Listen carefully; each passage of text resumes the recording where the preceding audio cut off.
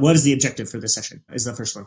Second aspect of deliberate practice is like the right skill level. Is this just outside my comfort zone that it's forcing me to feel uncomfortable? I talk a lot about this. Like that feeling of annoyance is crucial. Inherently don't like that as human beings, maybe, right? We like to be successful. We like to feel strong, good, smooth.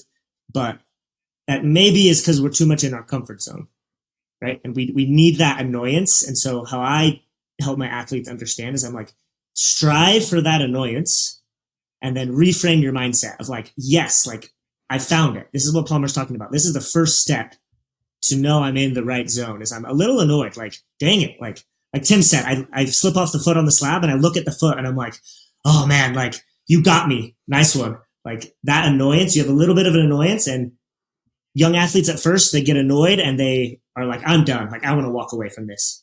I see that a lot. But if you reframe it of like, I'm a little annoyed, this is where I'm going to learn the most.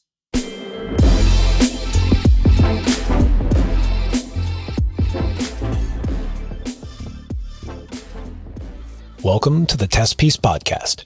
This podcast is about all things high-level climbing. How to go from good to great. I'm your host, Joshua Horsley. I've been climbing for over 30 years. We recently updated our Patreon, and now you get exclusive content from the guests that you love. You get your episodes before everyone else, and they're ad-free. Try it out now at patreon.com/testpiece with a free 7-day trial. Okay, let's start the show.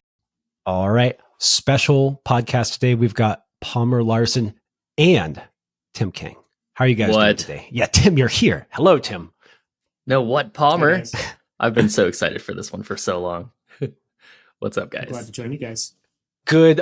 Yeah, Tim. No, I mean, it is special having you here, Tim, but I actually just meant Palmer. I just meant Palmer. Palmer's here. And Tim, I'm not going to give you an introduction because people should know who you are. Listen to the podcast before this one. But Palmer, first time here on the Testpiece pod. Good to have you, man. Palmer, you're the head coach of the extremely successful Momentum climbing team based in Salt Lake City. You've got around 80 kids, you said, that you oversee each week. And then there's coaches you oversee too. So that's just a lot. And some of your athletes have been national champs. They've competed in the finals of World Cups. You got some good kids that you've raised. And on top of that, you're an accomplished World Cup competitor and you still compete. You're what'd you say? I think you said you're often one of the oldest competitors, even though you're only 28. You've got, on top of all that amazing competition experience, you climb outdoors. You've got an impressive outdoor resume with sport climbs up to 14D, and you've even bouldered up to V14. Oh, psych, man. Just did your first V15 this past weekend. Iconic REDUX Testpiece, the Nest. Congrats, man. Tim, were you there for that too? I was not. No, I had I had stuff I had to do, but I was pretty psyched to hear Palmer did it. And I was definitely bummed right after he said that. I was like, dude, why did I not just go out? But I knew I couldn't climb on it. It's pretty heavy on the left leg. And so I was just going to walk out there for an hour to watch Palmer. But man, if he told me he was going to send it, it would have been worth it to go. Yeah, congrats, Palmer. How'd it go, man? Give us the spray down. It just happened like a few days ago between our pre-interview and today. So you were stoking, man. But yeah, tell us a spray about the send, man. Yeah, I mean, I was telling you guys earlier, it was probably the last good day in Vegas till the fall, I would guess. And like one of my last goes of the day. I think it was my fourth or fifth go of the day, which I like don't have a ton of capacity, and especially on that boulder, like the end moves are so hard. You can get there a lot, but to have the power to do the end from beginning, for me, I had to do it in one of my earlier goes. And yeah, I mean, I put a lot into that boulder this season. I did like 18 sessions or so. I tried it a couple of years prior, but I really dialed down to commit to trying to do it this season. And it's the most sacrifice and energy I put into anything for sure, I think, in my climbing career so far. And I had a lot of thoughts of like I wasn't going to do it, and I still tried to enjoy that process, but I kind of came to terms with I might not do it because it was like the last day. And maybe that change in mindset even helped me send. But it was, pretty incredible. I shed some tears after, that's the first time that's ever happened to me on a boulder. And so that was pretty special. And it was a solo sesh too, which was enjoyable as well in a different way. So, dude, I mean, even having like a team to coach, and I imagine, to clarify, are you going out for like just weekend sessions basically, like for that whole? Yeah, so I mean, I'm sieging Saturday morning after I coach Friday night, getting up super early, going the 7 hours to Vegas and the 1 hour hike. Luckily, it's good in the afternoon and night. Like it gets good at like 4 or 5 p.m. So that's perfect. And then camp, and then try it again the next day, and then drive back Sunday night. So I gotta ask, why the nest? I mean, because it is kind of far from you. It's not like you don't have plethora of hard boulders in and around Salt Lake. Well, why'd you choose the nest? I think I did the stand a handful of years ago. On one of my best days of climbing, actually, is the day I did that boulder. I had done a bunch of boulders that day, and we ended on that. And I sampled it, and I think it suited me really well. So it was always in the back of my mind. And in the last couple of years, I've just built up my pyramid really nicely, like feeling stronger and feeling better than ever. And one of my dreams ever since I started climbing was to climb 515 and V15. And so I was like, about time that I guess try one. Like I've projected hard and tried stuff that pushes me, but I think I've opted more for within a season or within a month level of projects for myself. So I also wanted to see just what I was capable of, and this one definitely suited me. Like I did pick it out intentionally because I think it suits me quite well. So okay, now I gotta ask, what's the 515 you've got your eye on? Oh, that's a tough. I mean, biography for sure, just because it's so iconic. But there's a 515 out at Pop Tire that is super bouldery at the start. I think it's called Ace of Spades. Super bouldery at the start into like more resistance at the top that I might check out this season. But I've actually, the last 5 or 6 years, I've mostly been bouldering. So sport climbing has kind of taken a back burner, even though I kind of started climbing as a sport climber, but I needed to up my strength levels, I think, in order to reach a higher level of sport climbing. So that is maybe my next objective in the next few years. We'll see. Let's try Jumbo Love. Woo. Yeah, Jumbo Love, dude. That's similar. It'd be awesome. Gnarly to get out there, but yeah. I know. Incredible. I need a partner who's like psyched, and then we can go. Dude, I got to say something about there's just like something about an accomplishment that like the more you pour into something, like the more the accomplishment feels. And I did not know that you put 18 sessions into it.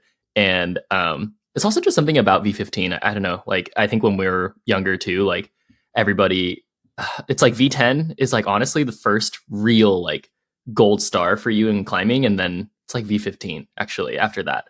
And so it takes a long time and a hard journey, and not that many people get there. So congrats.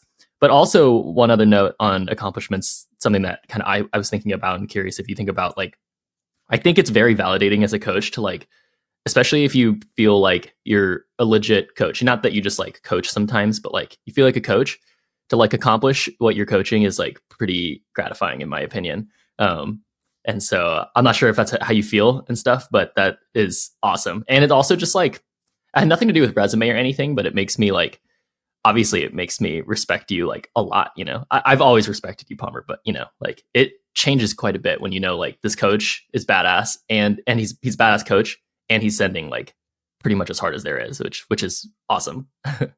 And the nest is a badass line too, which is so awesome. Like it's a good bag. Dude, I mean, one of the things that I've always prioritized in my climbing is like aesthetics and like the line, and like the nest has got to be one of like the most beautiful, perfect boulders so out there for sure.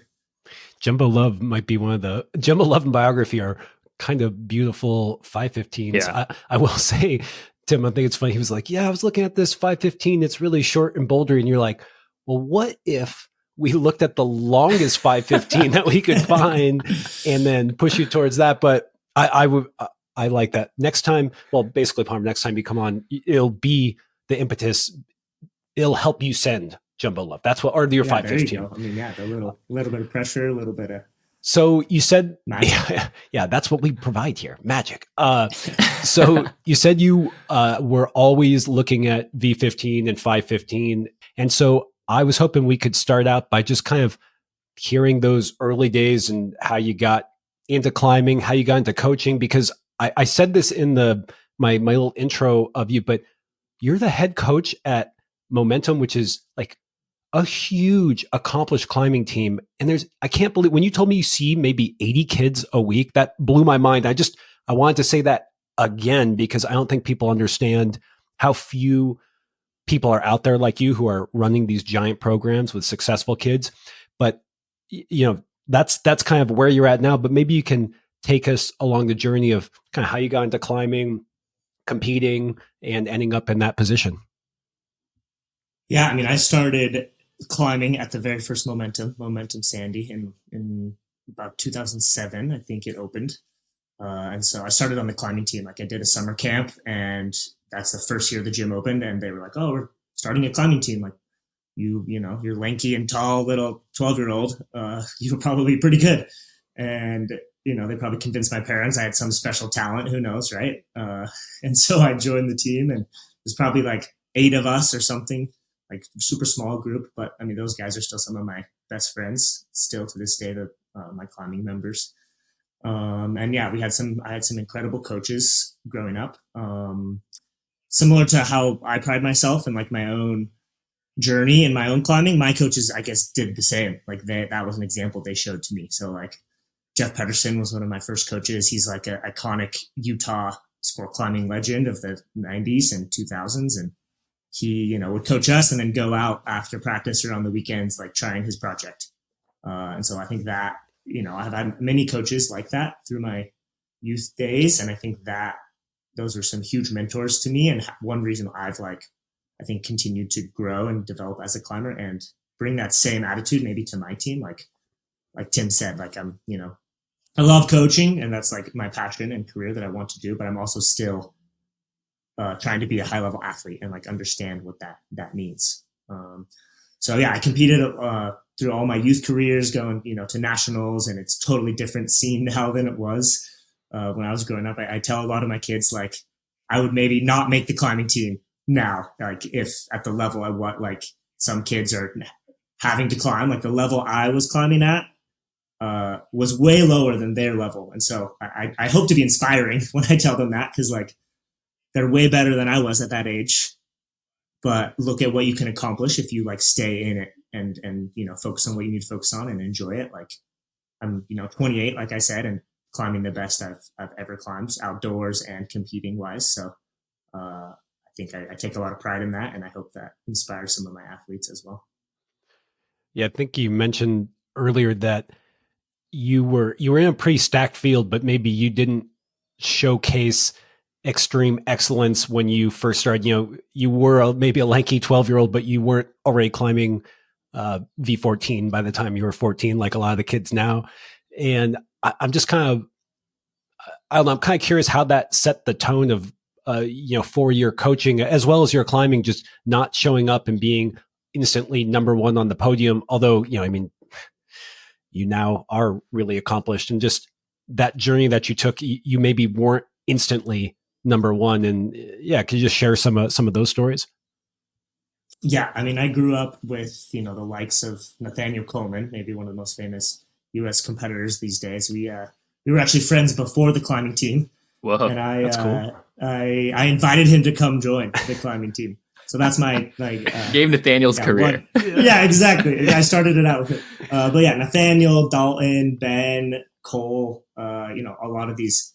You may not know all of them, but they're all super strong climbers, and they all, were climbing double digits when they were 15, 16. And I think I looked up to them, and we all spent weekends climbing, and I was never at that level. Like, I think I climbed my first V10 when I was 17, my first 513 when I was 16. So, pretty old by today's standards. But I think I wanted to keep up. Like I'm quite a competitive person, and how I kept up with them, I think, was using my skill sets I had. So I was taller, lankier.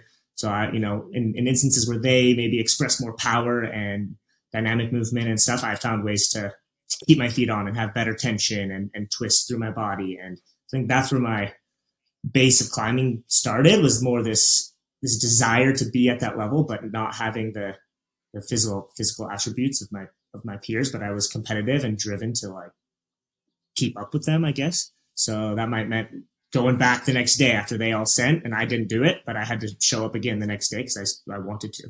But I think that made me be very observant and analytical of what they were doing and like what I was missing. I think that started me on a path of mastery, of practicing deliberate practice, like stuff that I think is super important in my coaching today. I had some frustrations when I was younger of not being good enough, and I wasn't at the level I wanted to be, but those were maybe important blessings in disguise. Like it did help me, I think, become the climber I am now, and having patience in my progression, and that slowly builds a confidence that you can't really build another way. I love that. I want to make some comments on this conversation because listeners wouldn't know, but Palmer and I have had many great discussions and competitions together, and yeah, it's always been a fun time to chat. But funny enough, the thing that I resonate with the most is kind of a background to like get into coaching and like why we phrase our philosophy for climbing and how we teach it in this way of like making it sustainable. Because I think when you have this hindsight, and yeah, maybe it's very analytical, but it's not necessarily wrong, where you look in hindsight and you're like, okay, what are the ways that are going to, because not everyone's going to win every competition. Obviously, it doesn't work that way. And so then when you don't, like, does that mean you're done? You're washed? Like, you're not going to do it anymore? It's like, of course not. Like, just wasn't your win that day. Your win's going to come whenever it comes. And so that approach is really important.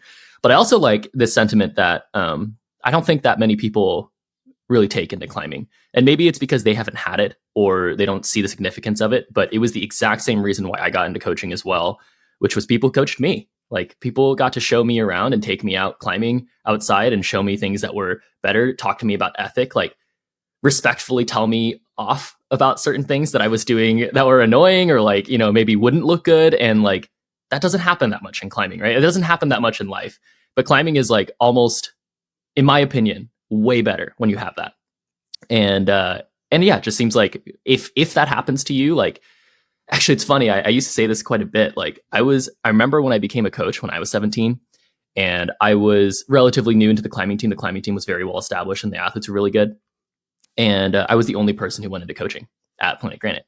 And I was like, well, why? I was actually shocked. I was like, isn't that not an obvious place to go? And obviously you make minimum wage and like all sorts of stuff when you start off, and you can't even work full time. But so obviously I knew why it wasn't a good path. But I just thought it was obvious for like the paths of, being a student climbing, especially if it's not going to just like come immediately to you. And especially being in the shadows of like, I had like Mirko Caballero, and I was like, cool, I know what prodigies look like. So we're going to love this thing and enjoy it. But thanks for sharing, man. I think that's a super fun place to talk about. We were going to talk about longevity in the sport and like the longevity versus the sacrifices you might have to make for the longevity of the sport. And then when you're talking about starting out your career and not instantly climbing double digits like everyone, it made me wonder how do you know when someone's going to be really good versus they're going to fizzle out? So, the sport is so complex and there's so many skills that you need to learn. Like there's this balance between sticking around long enough to build up all your abilities and like looking at your career and how you've just had your best send after, I don't know, like 15 years of training. And, how do you think about that when you're dealing with your youth, where it's like, do you push them along their strengths, like as fast as possible and say like, you got to win now and now and now? Or is it like this kind of longer term view? Because when it comes to competition, well, actually, maybe I'm wrong. I don't want to color that discussion. But, does that make sense? That question around like, how hard do you push in the beginning, and how do you tell who's going to make it and who might fizzle out? Yeah, I mean, that's a great question. I think, like you mentioned earlier, I coach a lot of athletes. And so, the majority of athletes are not going to win everything, right? You can only have one winner. And so I think the majority of my conversations and efforts go towards more that longevity side of like, yeah, trying to have a perspective about where you are at in today and being present, but that this doesn't define you, what happens today, right? And like, climbing is such a skill-based sport, like you just said, that so much energy, if you can put it towards improving session to session and year over year, that not only builds confidence, but that's pretty enjoying to see that process happen. Whereas it's pretty also easy with kids to get bogged down in the weeds of like what's going on right now. And, this competition was the worst ever. Like, it defines me. But a lot more of those conversations, I think, are aimed towards that. Yeah. Longevity. And most athletes aren't going to make it to the World Cup level, right? Like, I think that's a reality, but it's two different facets of coaching. I think like that is a large facet because I deal with so many athletes, but we also have athletes that are at the highest level and show that when they're young. And that is a different conversation. The nuance that I think is really interesting too is, do you ever have someone who maybe backs off and says, you're saying, look, like there can only be one winner and maybe that's not you this year, but like, let's keep at it. Let's build those skills. And then all of a sudden, they unlock something, or, it could be like, puberty can really change an athlete. And I'm just wondering do you always identify, you're like, wow, you're at 8 years old, we knew you were going to be world champ? Or do you sometimes get surprised by, I don't know, someone, they were 12 and they were okay, and then suddenly at 15, it was like, whoa, okay, like, I don't know what happened, but I'm glad that we kind of were playing the long game because now's your time to shine. I mean, yeah, for sure. That's probably one of the cooler things that I've seen in my last like 10 years of coaching is, I guess maybe I had more set ideas when I started, but the more I see that happening, like what you just expressed, it changes my view of what I want to do. Like it's safer to maybe coach that longevity with most athletes. And then if that magical change happens, whether it's mentally or physically when they're 15, 16, then great, let's push them down this other path. If not, they're still on a path, hopefully, towards climbing for life and enjoying it and progressing. But I've definitely seen both, which is pretty cool. Do you feel comfortable giving some examples of certain athletes that you have? Maybe you don't have to name names, but like specific characteristics that you'll see in these specific athletes that maybe because I like that you're saying that you had to kind of sculpt your coaching around it to adapt over time, where you're like, okay, maybe I wouldn't have seen myself this way, but now obviously I see this in this athlete that we got to lean in and keep going. And like, what are some of those characteristics? And how are those conversations? Because you definitely have super high level athletes. And so, and in terms of skill level, in terms of like metric output level, like just physically freak athletes, you have, really thoughtful athletes. Like, what to you is like star characteristics, if you're comfortable sharing that, which is a tough question. Yeah. I mean, I can think of two athletes who are kind of two different representations of how they started to then where they're now. They're actually brothers. And Whoa. They're some of the athletes I've been coaching the longest. Yeah. And they both now compete at the World Cup level. But they both showed different skill sets when they were young. The younger brother, like, always often outperformed the older brother, which brings in some challenging expectations, right? And so the older brother, maybe climbing was a challenging thing because he was always being outshone by his younger brother, right? And so he almost had to face those demons and like recharacterize what climbing meant to him, and that equaled maybe less performance initially. But yeah, as puberty hits and he gets older and matures mentally, like all those years of struggle really build some like robust mental toughness, and teach him like discipline, and that mental mindset, I think, set him up to then, once he was older, he was very autonomous and he knew what he wanted to accomplish. And that ability to like coach yourself and have that autonomy, and you're motivated, when that all comes together, that can lead to success later on. And that's what we saw with him, right? Like, he was not successful. Like he was a great athlete as a youth athlete, but I wouldn't say, he wasn't like winning nationals and stuff like that, like his brother was. But once he, got into his later teen years, starting to do stuff more on his own, and he really became a lot more analytical and like asking the right questions and becoming a student of climbing, I think is a good way to put it. that led to him discovering what he needed to work on, his weaknesses. And like you guys said, climbing is so complex. It's so different for each of us. So that's one of the most important skills I think I see in high level athletes. And I try to coach is like that self-directed, self-autonomy. Like that is so important because at the end of the day, it's you versus the climb, you versus the boulder in a comp setting or outdoors or whatever you want to say. And that led him to, he's made some World Cup finals now on his own. And, I still have great conversations and coach him, but he didn't achieve that till a late teenage years, right? Where his brother competing at a very similar level, we kind of saw that from an early age that he could do that. Yeah. And so it's rare. If it's kind of very cool that rare. they're brothers and making that happen. It's really it's crazy to see like siblings. I just got home to the Bay Area to hang out with my mom and my brother, and we literally just brought up like why my brother stopped climbing, and it was very much this battle of like comparisons and like, and he I mean, we're older now, and like it's been a long time since I started climbing and he started climbing.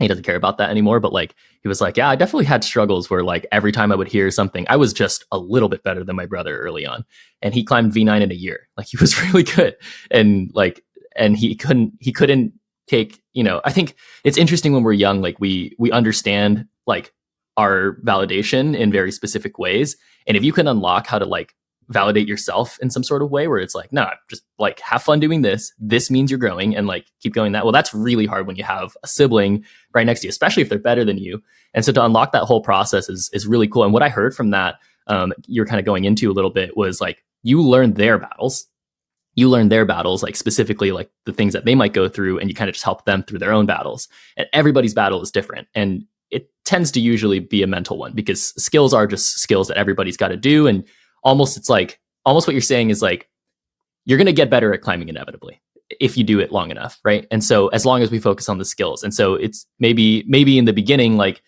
if you're seeing success really early on, don't just like run over these great lessons that you're learning. But also if you're not really learning these, if you're not seeing success early on, it doesn't mean that you're not going to learn skills.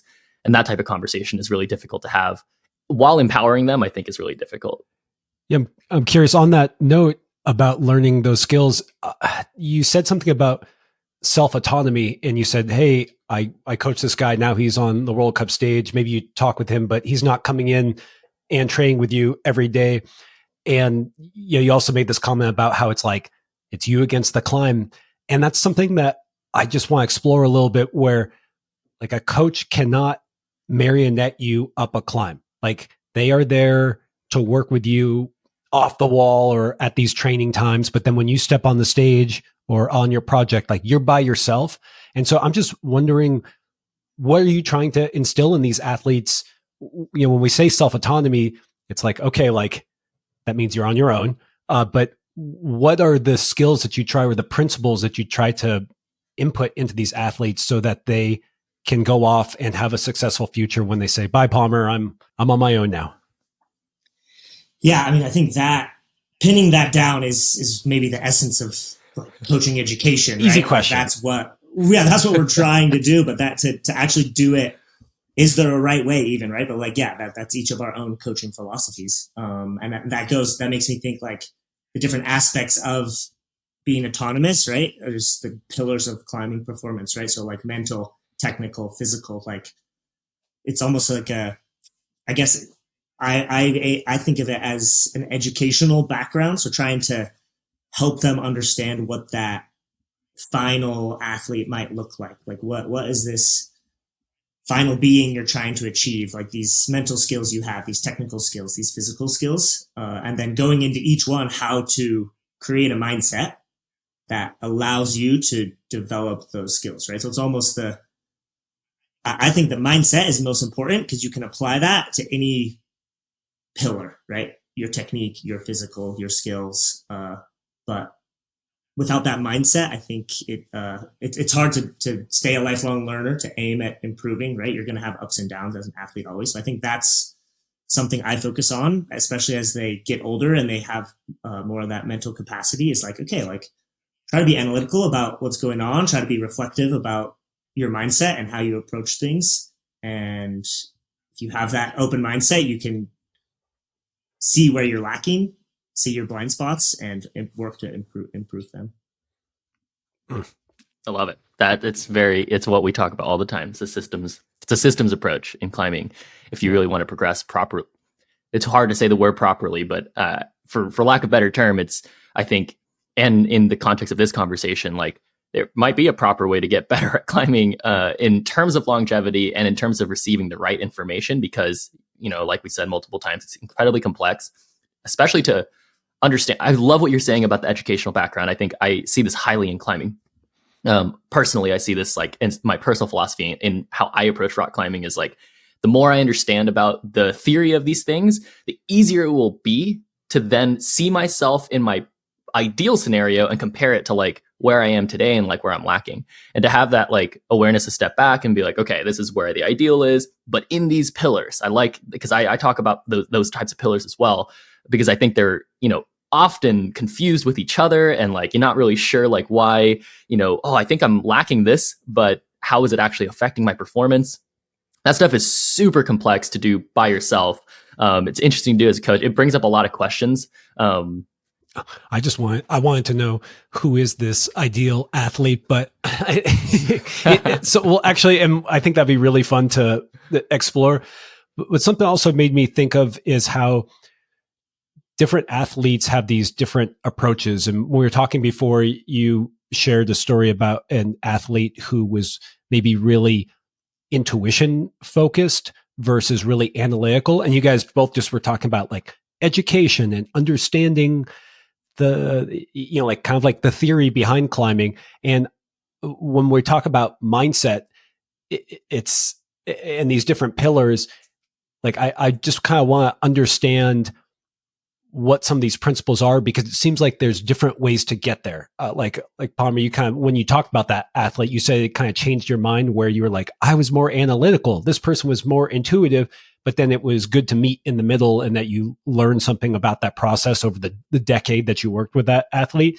And so, yeah, I want to pick more at like kind of what are these principles, because it seems like each athlete has to get there their own way. And that's kind of what a good coach does, is allow them to get there their own way and help guide in for each different athlete. And so, yeah, just better understanding what this mindset is, and that maybe your path to getting there is going to be unique.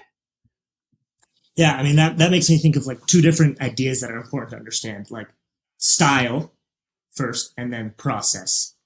So like, yeah, we're maybe all going to have our own style, right? Like you might be more analytical or you might be more intuition based, but then you maybe want to follow a similar process with those different styles, right? Like that doesn't mean if you're intuition based, you don't want to follow a process necessarily, right? Like I think a lot of times if you're analytical, it's easy to follow a process. If you're intuition based, you maybe don't want to follow as process as much, right? You want to go more by the feel, but I think those can be two separate things, but it's important still to understand a good process of how to learn better, but you can go about it in two different ways. So yeah, I think I'm much more of an analytical climber, and I've always viewed climbing in that way, movement based, watching videos. Like I have a hard time just feeling my way up a climb. So that's something I've had to develop, because in high level comp climbing, you're not always going to see the method as well, right? Like more often than not, you have to figure it out on the wall.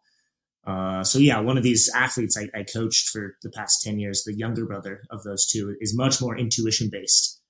And so he would just find the right methods. He would, top the boulder in the last 10 seconds after trying a lot of tries, right? Lots of learning going on the wall. And so that was a really unique experience, because I became a talented climber by this analytical approach and doing it this way and thinking through it 1, 2, 3. And then I had this athlete who challenged me to totally see the other side of things. And that was a really cool process when we got to work together through his decade of being on team. And I think it made both of our sides, both of us better in our natural weaknesses. I find this concept super cool, and I'm going to peel back some more layers here. Man, I think it makes so much more sense. Just to, I guess, say, youth athletes, I think, struggle a lot, at least from what I've seen, in understanding like why style plays a role and process plays a role in climbing. I love what you just said, where it's like, well, style is going to be style. Style is subjective. Like everybody picks what is most natural to them. That obviously it almost doesn't. It just kind of plays itself, right? You just get on the wall, and as soon as you see a kid be authentic, that's their style, right? And if they're not trying to perform for somebody, and they're not trying to send a grade or whatever, you're going to see that style come out. But eventually you have to recognize the failures of certain styles and like the pros and cons, right, of certain styles, and then try to adjust to be balanced, right? Because that's also just assuming if you want to win competitions or something, or you really want to be your best, right? And that's also a conversation that we have with young athletes, right? Is to be kind of real with them. And it's like, hey, like style does matter if you want to adjust, but it's a patient game and it's really frustrating. So if you want to have this process, then this is what the process looks like. And everyone's going to go through that same thing, which is, I think, really reassuring, because when you see sometimes in certain climbs, you'll see the intuitive based climber succeed really well, but they're going to miss out on a lot of things, and that's not going to show. And then vice versa, right? For this like more analytical based climber on a totally different style. And that kind of made me think of a question, or kind of a scenario. Momentum is a gym that I kind of, when I was living in Salt Lake City for a couple of years, like Momentum was the gym that I think was probably the gym I went to the most. Even if I had access to the TC or the fronts or BP, I actually did climb at Momentum the most. And a lot of that was because Palmer set a lot at Momentum. And the stuff that Palmer would set, surprise, surprise, was really good training, right? And something that made me think through this is something I've said a lot on the podcast, which is not necessarily something I believe in as a hard truth, but something I think about a lot, which is the intake of what you do as a climber, the movements that you do, kind of ends up being what shapes you as a climber, right? And so I think the quality of challenge that somebody goes through, given that they have a good system, will ultimately turn them into a really, really good climber. First of all, I'm curious kind of what your take is on that theory, but also like, what have you seen, I guess, like pros and cons? What would you be missing from this gym? Because this gym is like very awesome. It's very ideal. You guys have like so many holds. You guys have so many angles. It's pretty busy, but it's like relatively large gym. You got perfect lead angles and stuff. But what's your take on the intake of challenges and the quality of that stuff?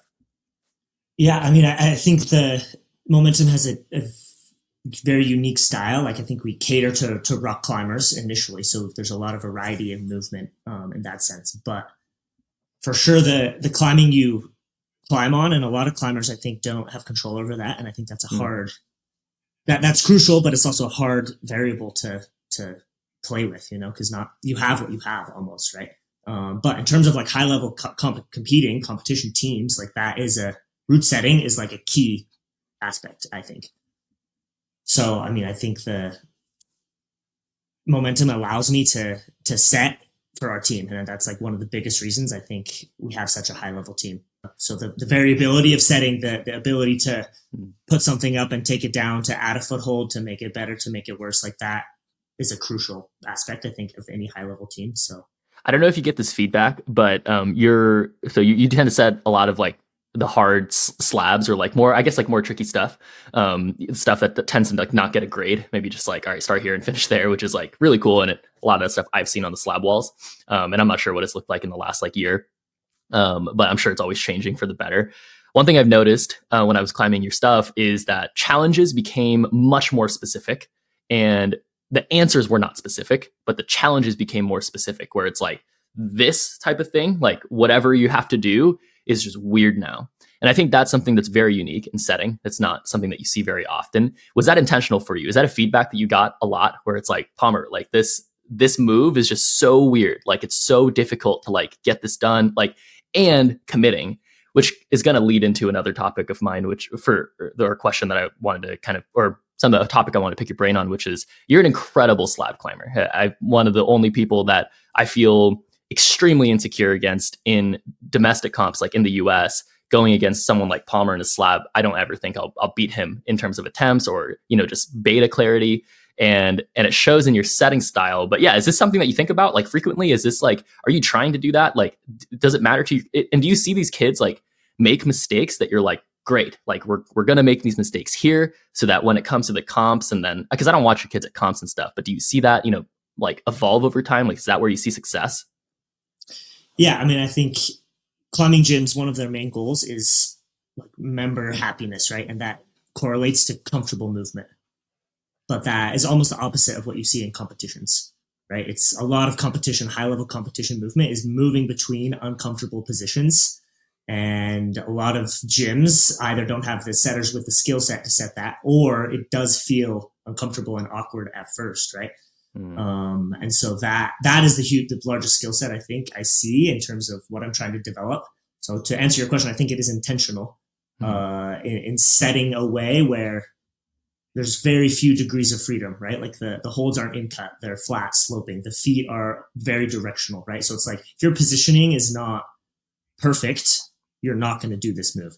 And so no matter what grade it is. No matter what grade it is. And I think that type of setting, I mean, whether we like it or not, like we want to get to the top of the boulder, right? And not all athletes aren't going to care about their style. Like they send it and they're like, wow, I did that. But, you know, they maybe had a lot of mistakes in terms of their movement and precision. But if the setting is ever so slightly changed so that it's unforgiving, it might still be the same grade, but it's unforgiving. Like if you place your foot here on the volume versus here, you're not going to do the move. That doesn't mean it's a grade harder. It just requires more technique. And so that, I think I had to learn that in my own style, that precision, right? Growing up, not as strong, I had to be much more precise and technical with my movement. So I noticed that mattered. And so then, now in my setting, I noticed that that's a crucial skill. And the higher level comps you go, the holds get worse and worse. The positions get more and more awkward. So learning to move between them, generating from your hips and not your upper body, like that, those skills are absolutely crucial. So I definitely intentionally bring that to my setting. So slab climbing and that way of setting really leaves you no margin of error because you can't just grab this in cut and change the body position and just rely on finger strength. And so we kind of talked about this before, how it seems like that teaches a body, you know, the best way to do a move. And potentially this may be a good lead domino that carries over to other angles, because it's just like, look, when you get it right, it's right. And you don't, like you said, you only have a few degrees of freedom.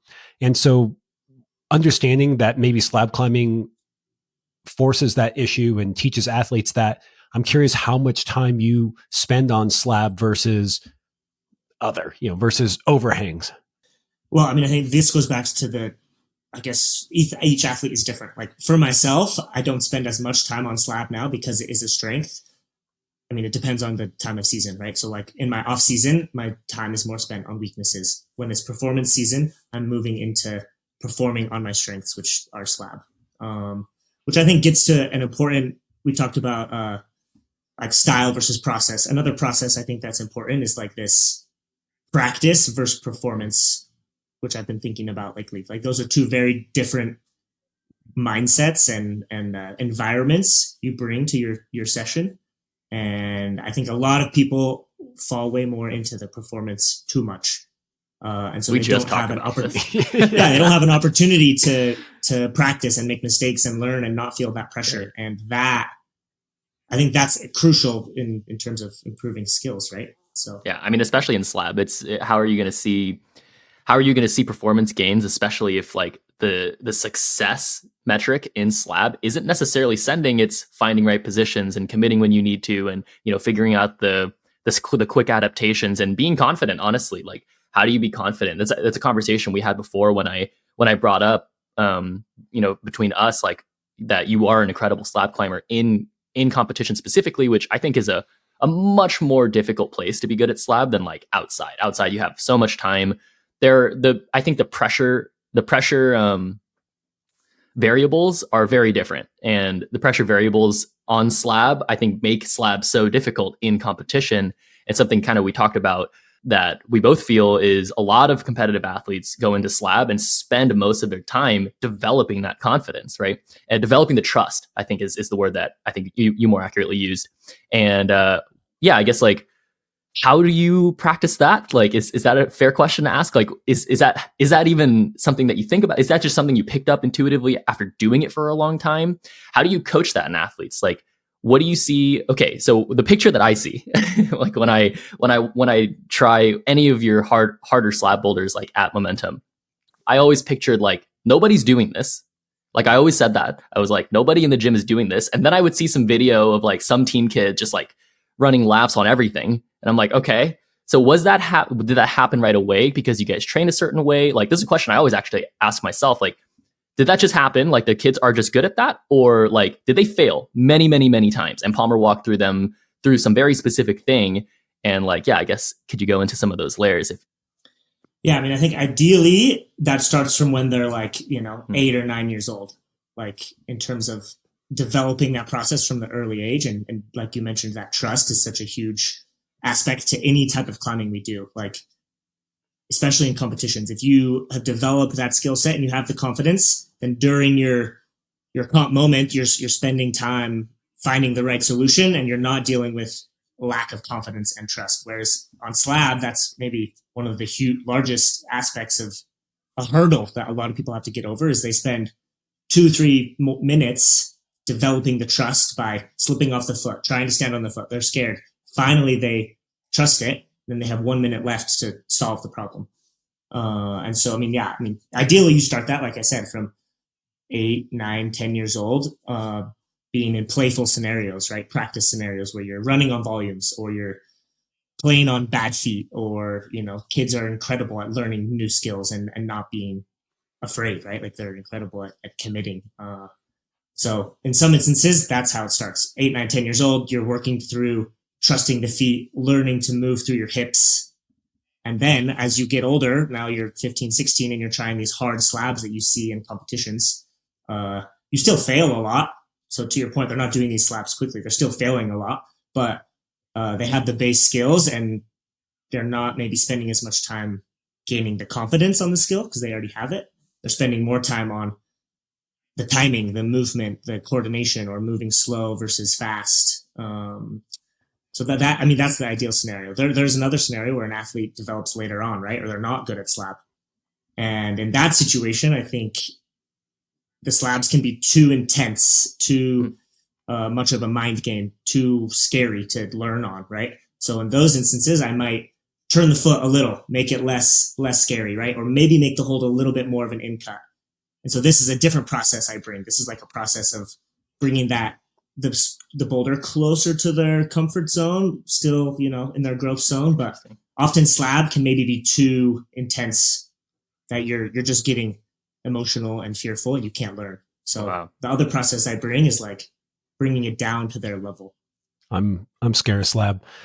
I'm actually pretty good outside on slab, but in the gym, I have a hard time trusting big volumes or really smeary feet. Yeah. And I shared with you guys last time we were chatting about my experience with that Ninja Warrior thing, where one of my confidence building things, because it's kind of on site. It's like, here's the obstacle course.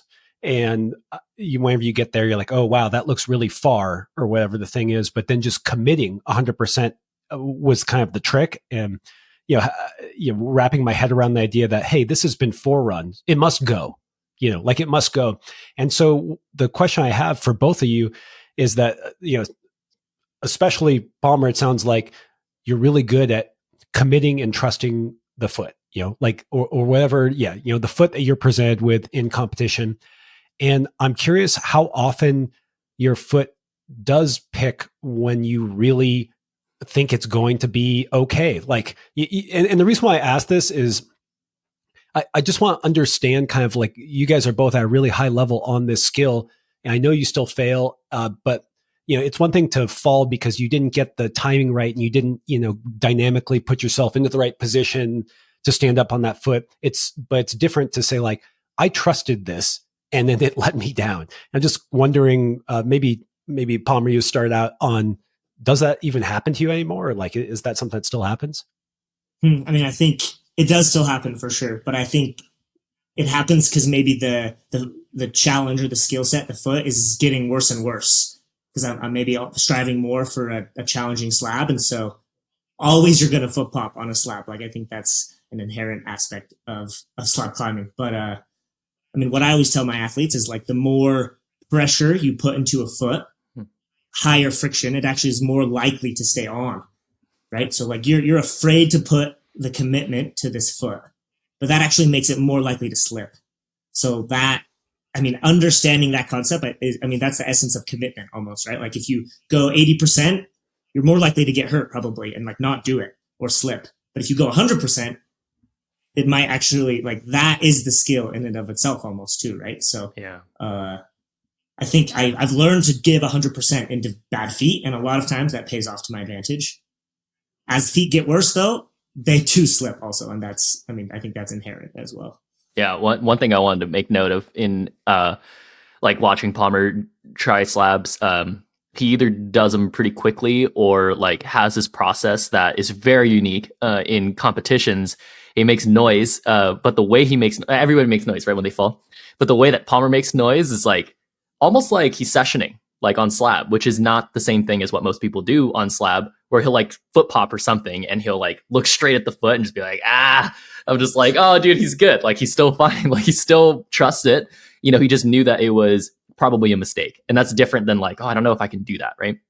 I like what you're saying about the whole, like, the less you're close to that all in on the foot, the more likely you're going to probably hurt yourself. And I absolutely agree with this. I don't think I'm nearly as good in competitions because I definitely have a struggle with like finding that trust right in the moment. And the moments that I've kind of reflected on, like, I generally just don't know what the best thing to do is. And even if it is the best thing or not, like, I tend to usually by the end of my attempt resort to just being like, whatever, I don't care. I'm just going to commit to it anyway. And that's actually when it ends up going well, regardless if it was the best beta or not. But outside is when I've taken the time to like really find the line between the failure, like the margins. I get closer and closer outside between like, okay, I think always, my perspective on this is always when you're stepping on feet on slab, like, you're not usually 100% sure, right? Like, it's very rare that you're like for sure like 100%, unless the foot is literally positive, which also isn't very common in true slab. Or like positions of leverage make a ton of sense, which also, again, isn't very common in slab. And so when you practice the margins where you're like, okay, that's going to slip. And actually, again, going to like outside versus like competitions, you're totally allowed to play. Like, practice is just what happens all the time outside. Now, not everybody does that, but you're totally allowed to. And there's no real, there's not even, you don't really count falls outside, right? And so you spend a lot of time practicing. And I guess what I've learned for myself, especially on like specific rock or outside, is what the margins feel like. And then usually I think over the course of time, I just like aim roughly for like a 90% to 100% metric of, or margin, where like if I push a little bit too much this way or whatever, I'll probably fall. And then sometimes I'll just go over, where I'm like, okay, I didn't mean to do that, but I'm going to slip this way. Or I go just under and I didn't mean to do that, and I'll slip. But definitely as time goes on, I'm much, much closer intuitively to like the margins that I'm happy with, where I don't think I'm going to slip. That's really hard to find, I think, to my previous point, in competition, because often you just like you're reading movement, I think, in competition. At least this is the way that I see it, where I'm like, okay, you're going to have to get to this top. But sometimes in slab, they just like put holes on the wall, it feels like, where it's like, okay, it's like they just tell you like, get up. And that doesn't necessarily read movement. And so when I'm unable to read movement, I'm unable to trust, if that's what it kind of feels like. But when I'm outside, I'll just eventually get to that place where I'm like, this is 100%. And then it still sometimes slips. It's kind of the second layer to that question. Palmer, you made some comment about, I think this was only applicable to slab, but now I'm thinking it's probably not just applicable to slab, about moving with your hips instead of your arms first. And I just kind of wanted to unpack that a little bit and just understand. I mean, maybe it's obvious to people listening, but I don't think so, just because I've been climbing for a long time. Actually, I was like, I think I do generate from my hips, but maybe you could give an example of that, or what people often do that is maybe not, that they're generating the incorrect way.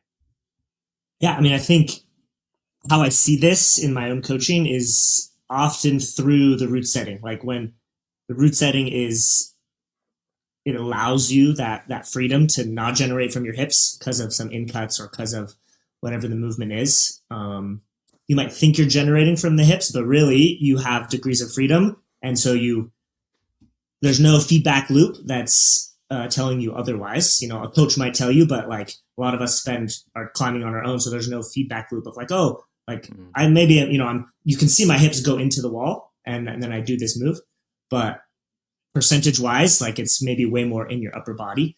But when the on slab particularly holds are just bad, or when setting is more comp style, or it doesn't allow for that. And so I guess what I would say is like how to practice that, or what you're looking for is movements where there's no freedom for your upper body to compensate. So slab is a great way to do that. Finding certain types of boulders where the holds are bad is more technical is a great way to do that.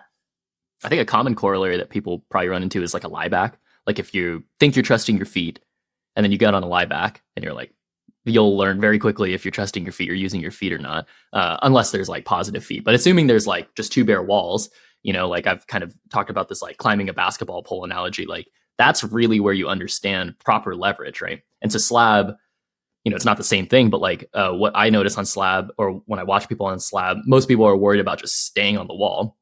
And so they get from point A to point B, like by any means necessary, but that's not necessarily the best way to get from point A to point B if you need tension to even stay on the wall. Because it's not to say that like, oh, just relax all the time and then like move freely, because you can't do that sometimes. If you're on all these positions where you literally do need to have tension to stay on the wall, well, now you can't use that to get to point A, from point A to point B. And in fact, you'll sacrifice a lot and you'll probably fall. And so if you lead with your hips, you're not removing tension necessarily from places that kind of need to be there. But I like what you're saying too, where that's kind of what I was asking about before with the quality of route setting, like being a necessity for like higher level climbing, because, and I think that's maybe a good way to talk about, or just to like share a philosophy on what higher quality route setting is where they don't have these crazy, allowances where it's like, oh, like for example, Morpho is the same thing, like if you just slap V10 on a climb and somebody can just reach past 3 moves, is it really V10, right? And it's like, yeah, that's obviously a different example, but it's kind of the same thing when it comes to learning climbing, like that's just one thing in giving people grades. But when you're learning climbing, like, don't you want to do the move the way that like the routes that are kind of intended to do this movement ish, it's fine if you style through it, but like, isn't that what you're looking for in a challenge so that you can learn why you can't do the challenge or why you did do the challenge? I think that's kind of what good route setting actually is. That's really cool. I've always felt there is significance to momentum slabs. I mean, you guys have talked about B-pump many times, and I've never been there, but when I see things there, I see the stuff we're describing in terms of high-level route setting, like very precise positions, lack of in-cuts, right, on all levels. And I think that's why easier climbing could feel hard there, is because they use the same holds as they do on hard boulders, but it's on an easy boulder. So the slabs there technique are so hard. Like you would have such a ball. I want to, I bet I would love to go. That's like a dream place to go. You would give him a black tag on a slab for once. you could probably my do only that. black tag I ever said. I haven't climbed in Fontainebleau that much. And the one time I went, it was kind of rainy, but it blew my mind where I was climbing on, V1 or V2, and it really was V1 or V2, but I had to do the right sequence. I was so used to just, you go Waco and you're like, okay, this is V2, but I'm like campus. It just doesn't even matter. You're like, these holds are good. And it was just some of the most fun experiences I had where I was like, oh, V0 can be fun. V5 can be fun. V15 is like, they were all fun because I just had to show up in this way that was really precise, and it made me think at all grades. And so, +1 to good route setting, plus 100 for us taking a team trip to Japan and checking out B-Pump. Palmer, you made this comment about the pillars of an athlete, and we were talking about these kids who end up, going off on their own and thinking to themselves, like, what is a great athlete? Like, what attributes, what pillars does that athlete have? And I was hoping we could talk about what they are and also segue that into what it takes to compete at a high level. Like, what do you need to make sure that you're excellent at, and, why do you have to be excellent at all of those things in order to compete at the highest level?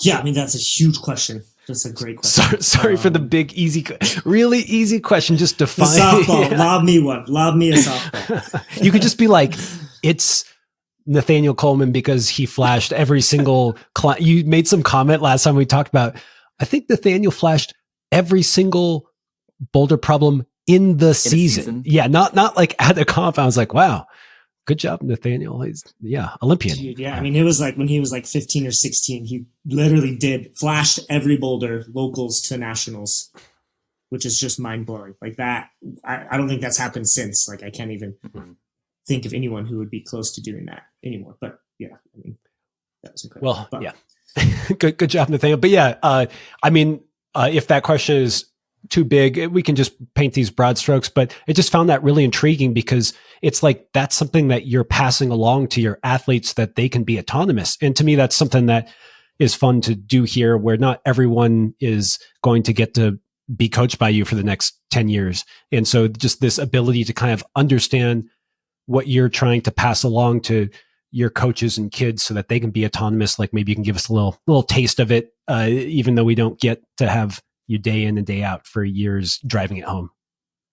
Yeah. I mean, maybe we can start by going into like what it takes to compete at a high level. I feel like that would be a good way to talk about it. And so I think it starts by just looking at, I mean, climbing there's so many variables. So I like to look at it like, okay, what am I being tested on?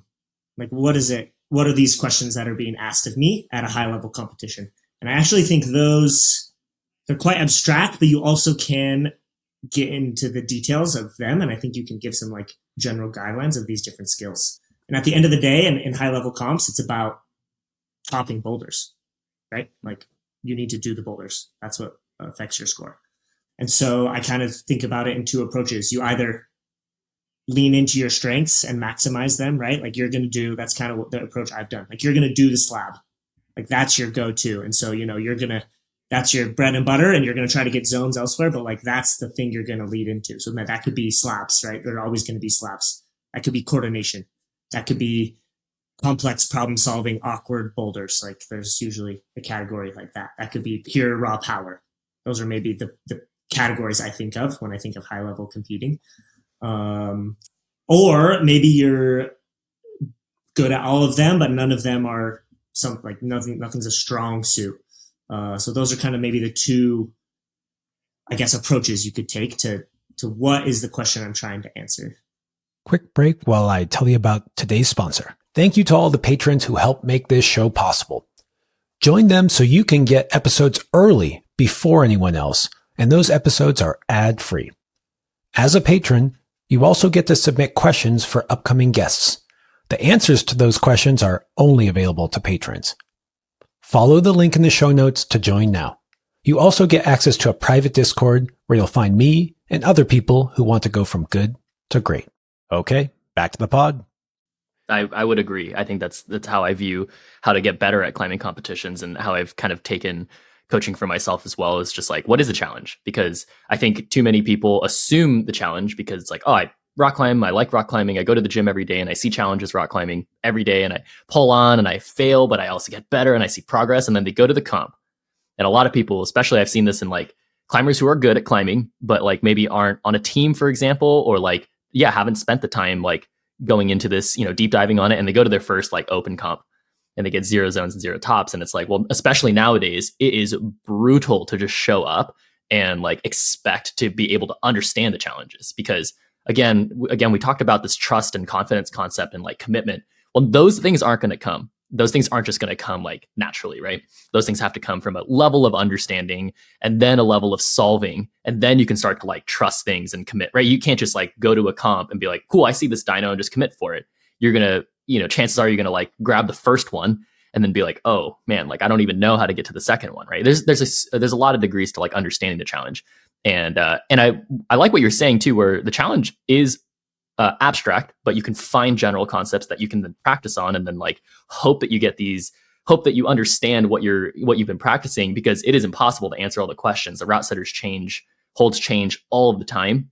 And that's part of the game as well. Like it's something, I don't know if you talk about this, but I talk about just like paying attention, like watch the comps now and like, pay attention. Like for example, this morning, I just saw Tomoa post the China in the final for China. There was a power boulder, like a pure power boulder. Yeah. And he didn't do it, but I was like, wow, like they're bringing it back. You grab just pure flat holds and there's pinches and jumps. He's just cutting loose on one hand on an overhang. I was like, wow, like let's go. That's something that you should pay attention to, because I would argue absolutely trends. There's trends. Setting, right? Yeah. And I would argue that people just react to trends more than like think about them premeditated and then train for them, right? And so it's like, if I was a youth athlete today, I would be like, I'm going to start doing that more often now versus like some other stuff.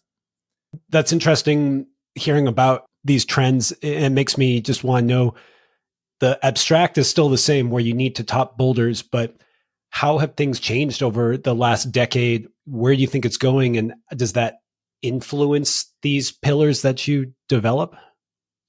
Yeah, that's a great question. I mean, I think the biggest thing I've seen in the last 10 years is there's more diversity in movement that they're setting in competitions. So like that almost, and makes the question easier to answer in a way. Like you have these different, very obvious different skill sets that you need to be good at.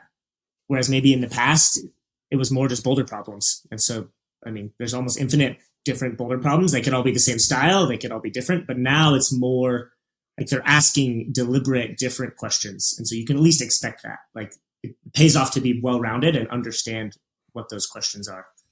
And I mean, personally, I've always loved the like more complex dynamic coordination movement, right? Some people, that's their Achilles heel about comps, is they hate that. But I just think of it, what I tell my kids, right, is like comp climbing is a game that you're playing. And the rules are changing, but like don't try to like pin down this game and get frustrated at it, right? Like this is a game we're playing. And so you need to come in with that mindset and not hate on what's changing, right? Because that's part of the beauty of comp climbing, is it is adaptability is like one of the most important skills. And so don't hate on that, right? Just embrace it, right? You need to be adaptable, and like people are enjoying it and doing these moves. And so you just need to get on the wagon and get better, right? Not complain on what's changing. I 100% agree. I think variety of movement is probably the biggest thing you're seeing. And that is, I think, both in part to hold evolution, but also like route setters are more curious about like, maybe we don't want to see like the same person stand on top every time, because maybe they're recognizing, or climbers are recognizing, that style is super important. You can climb V16 and in the long course of the next 20 years, like you're going to see way more different types of V16 show up, right? So you would like to see that happen in competitions. I don't think they nailed it, obviously, which is kind of why you have to have conversations with youth athletes and being like, it is a game. Like, understand that the rules of the game are always changing, and you just have to show up and play the game the best that you can that day, and then see the result afterward. You can't like be obsessed with the result, which was going to be kind of the thing that I'm seeing different in competitions nowadays. Something you have to pay attention to. And I like that you're saying like the abstract is the same. The goal is actually always still to top as many boulders as you can. But you almost like, I at least almost never focus on that. Like in the moment, I focus on what is going to get me to like top boulders. And then in hindsight, I'm like, okay, did I have a strategy error and whatnot? But the thing that I see that is rewarded the most often is commitment. Like if you're just committed to almost anything, it seems like you're probably going to see more success. And then you also probably have an easier time analyzing things afterward, because you're going to see truly what works and what doesn't work probably more often.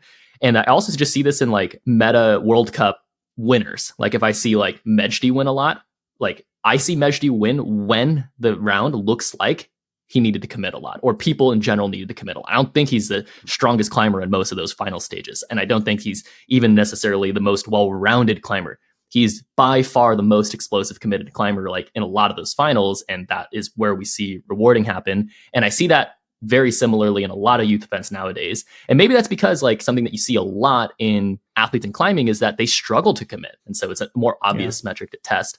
But yeah, super interesting question. You guys are both really successful competitors and kind of started out really focusing on indoor competitions. And you guys are both extremely strong outdoors.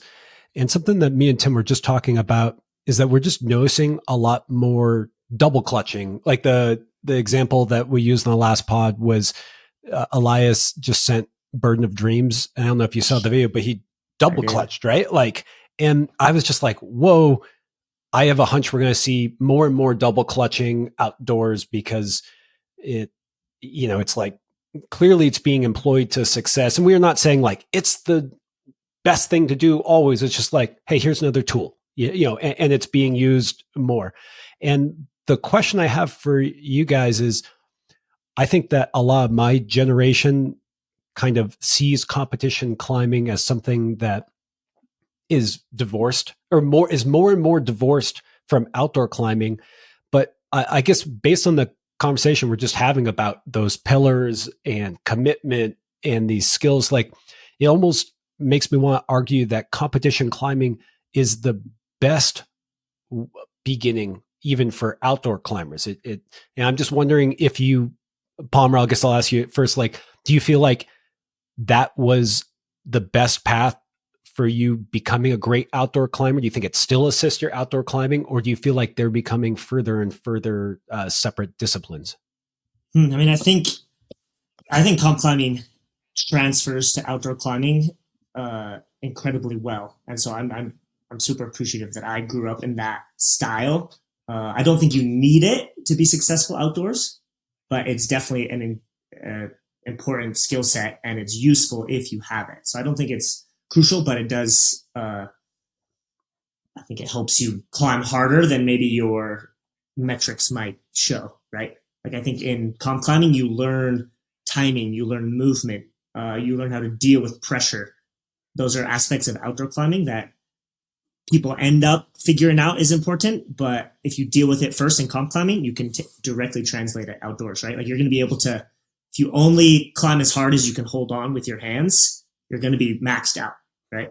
Eventually. But in indoors, you deal with competitions, bad holds all the time. You learn to move between them. So if you can apply that movement technique outdoors, you're going to climb harder than your metrics might say, right? Because you can't hold these holds, but you can move between them incredibly well, right? Or honestly, like a good example is even me on the nest. Like it was my last day, last try. Like I understood that pressure. And for someone who hasn't faced pressure like that before, that might, like they would crumble under that pressure, right? And not execute. But I've dealt with that moment like countless times of like, okay, like if I do this boulder, I will make the final or I will make the next round, right? Like I have one try. And it's just about acknowledging that and then not thinking about it and performing and executing how you know to do, I think. So that is what comp climbing, I think, applies outdoors. I was just going to ask, now that we're talking about the nest again and in your last try, because we didn't talk about it before, like, yeah, what did you go through emotionally? Because I agree with you entirely in terms of that being forced to be in competitive scenarios, like just the way that they are, just gives you all these different challenges, which then you'll almost inevitably run into outside. And that being one where you're on your 18th session on your second day, on the last day of the season with this freak weather window, you're on your last try. And like most people would feel that pressure. And then most people would probably not line up. And I guess like, yeah, what did you feel and what did you go through? And like, what did you line up? And then, yeah, what attributes could you reward from your experience in competitions there? Yeah. I mean, I think if I step back a little, like my prior sessions to before I sent, I think I was too focused on performing, to be honest. Like the nest is super interesting. Like you get to sending very quickly. Like you almost send it very quick. Like on my fourth session, I was like, oh, I can do this. But then, 14 sessions later is when I actually did do it. And so I think right before my sending session, I like changed my mindset to like, okay, obviously being ready to send is not helping me. So I need to focus on learning, on practice, I'm just going up there to enjoy myself for this day. Like my goal isn't to go up and send. My goal is to go up and change some beta, learn some things, make some links, whatever that practice day was. So I tried to get out of that performance mindset, which I learned a lot of things, a couple sessions, 16, 17 session, I actually learned a lot. I got out of that performance mindset. And so then when that day came, I was like, wow, well, I've learned a lot in my last few sessions. Like the temps are good. I feel good. Like I felt more the confidence was natural. Like it wasn't faked at all. The prior sessions had built my confidence and my years of competing. I know like it's similar to that commitment idea where it's like, yeah, you just got to go 100%. And if you go less than that, you might regret it. And it also is less likely to result in success. So I was like, yeah, it's my last day. That's what an awesome opportunity. My confidence came from the last few days of this practice mindset. And all I can do is go for it. And so I don't think I knew there was pressure, but I enjoyed that pressure. I enjoyed the moment rather than relishing in it. How do you deal with these athletes that you're training with them, or they're in training, they're in the session, and they're just so strong and they just know how to execute. And then they go to competitions and they consistently choke. And, I know each athlete is going to be different, and you just kind of described your process on the nest, but, that's also outdoors, and you kind of got the freedom to have these practices. You reframed it, but yeah, how do you help people or kids who just kind of, that they're capable of so much, you see them show up and then they only end up being able to display 50% of what they're capable of. And I think everyone can relate to that, indoors, outdoors, at comps. And it's something that is really upsetting when that happens. And yeah, I was just wondering, like, what are the most common things that you help people through when they have that issue? Yeah, that's a great question. I mean, I think I first go to mindset is what makes me makes me think of is, there might be a mindset issue with that athlete that then bleeds into their practice. So it might be recognizing that mindset issue, but then also how does that affect your practices? So you get kind of this two-pronged approach of like, well, if we change this mindset, like maybe you're not focused enough on like the fine details or deliberate practice in your sessions. You're too focused on just sending, or maybe there's too much ego involved. And so we need to change this mindset a bit. And in changing that mindset, that changes your practice, right? So that inherently changes what you're doing, which changes your habits. And so maybe when that moment comes up the next time, that mindset shift, it might take a while, right? But at least the next time you're like, oh, dang, Palmer said I needed to focus more on this and I didn't do it this time. But that awareness is there. And then the next time it shows up, they try to make a difference. Still doesn't work. And then finally, they're like, oh, this is the moment Palmer was talking about. These are the tools I have to do it. And then it works. Ah, that's so, yeah, this is something I feel like, Tim, you're always harping on in the podcast, is that's that like systems and that process you're talking about. And that you can't just say, oh, Palmer told me to change my mindset to this. And then all of a sudden I was just winning every time. It's a process. And yeah, that is really good. I couldn't have said it better myself. And so I'm not going to try to. But one thing that, a question that, and we're going to shift gears a little bit. One thing I mentioned before when we were chatting was that I thought it was, I think personally for my coaching journey, and that's the way that I'm going to rephrase it.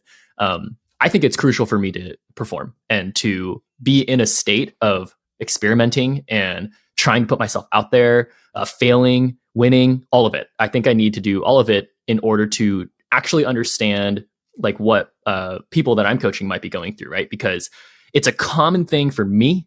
It's a common thing for a lot of competitive athletes to at least feel after a performance, whether it's in a comp or whether it's on a project, that they weren't able to get the best out of them. And so I obviously, just from my own experience, I don't necessarily know if like other coaches who maybe don't do it, how they would see that, but I find it crucial to me to like find that. And obviously I want to hear your thoughts there and like why that might be crucial to you as well, to like understand that part of coaching. But then I also just wanted to share, like, I think a big thing that you're talking about there is like building that awareness over time. And that's something that I've talked about on this podcast a ton, is that climbing, just learning climbing takes so much time because it's about going for it and then recognizing what happened, right? And it's, I think, almost like people assume that like, oh, if I know this thing and I adjust it the next time, like I'm going to see a different result. And that's not necessarily the point. That's not how you get better at things. You get better at things by adjusting your system, adjusting it slowly and like recognizing like, okay, last time I went through this, like I did all these things. I reacted actually. Most of the time we're just reacting to things. We're not, or ideally we get to a place where we're like, okay, I want to do this and this is what I'm going to do. And I'm going to go and do this, right? Which is 18 sessions later on the nest, you were like, okay, dude, no more performing. Let's just go and do the thing that we think is going to get me up the nest. And then lo and behold, you send it then, right? And like, I don't know if that could have happened like many, many sessions earlier. We have no idea, right? But maybe we like to believe that if we can adjust that mindset over time, like quickly, and like teach people or teach kids how to do that as well, maybe that is a much better way to getting their potential out in performance. And I also like that question a lot because I think it's an understated problem. It's like an understated issue that kids run into where like maybe coaches don't even recognize sometimes that, because I've heard this a lot, like in athletes after a comp or something, they'll get told something about like what they needed to work on. And often I completely disagree. I'm like, that would help you for sure in that exact scenario. But what happened was you crumbled. Like you felt like you crumbled actually. And how do we work on that? Like that's a super complex thing. And so, I know that it's not necessarily a question, but yeah, how do you feel about like, I guess the coaching characteristics, now to shift gears a bit, like we talked a lot about performance, but like, yeah, I guess, and maybe that could be the broader question, like what makes a good coach? Yeah. I mean, I think Tim, you and I are unique in the world of coaching, like in the aspect that we both bring this high level athlete performance, as well as this care for how to coach well.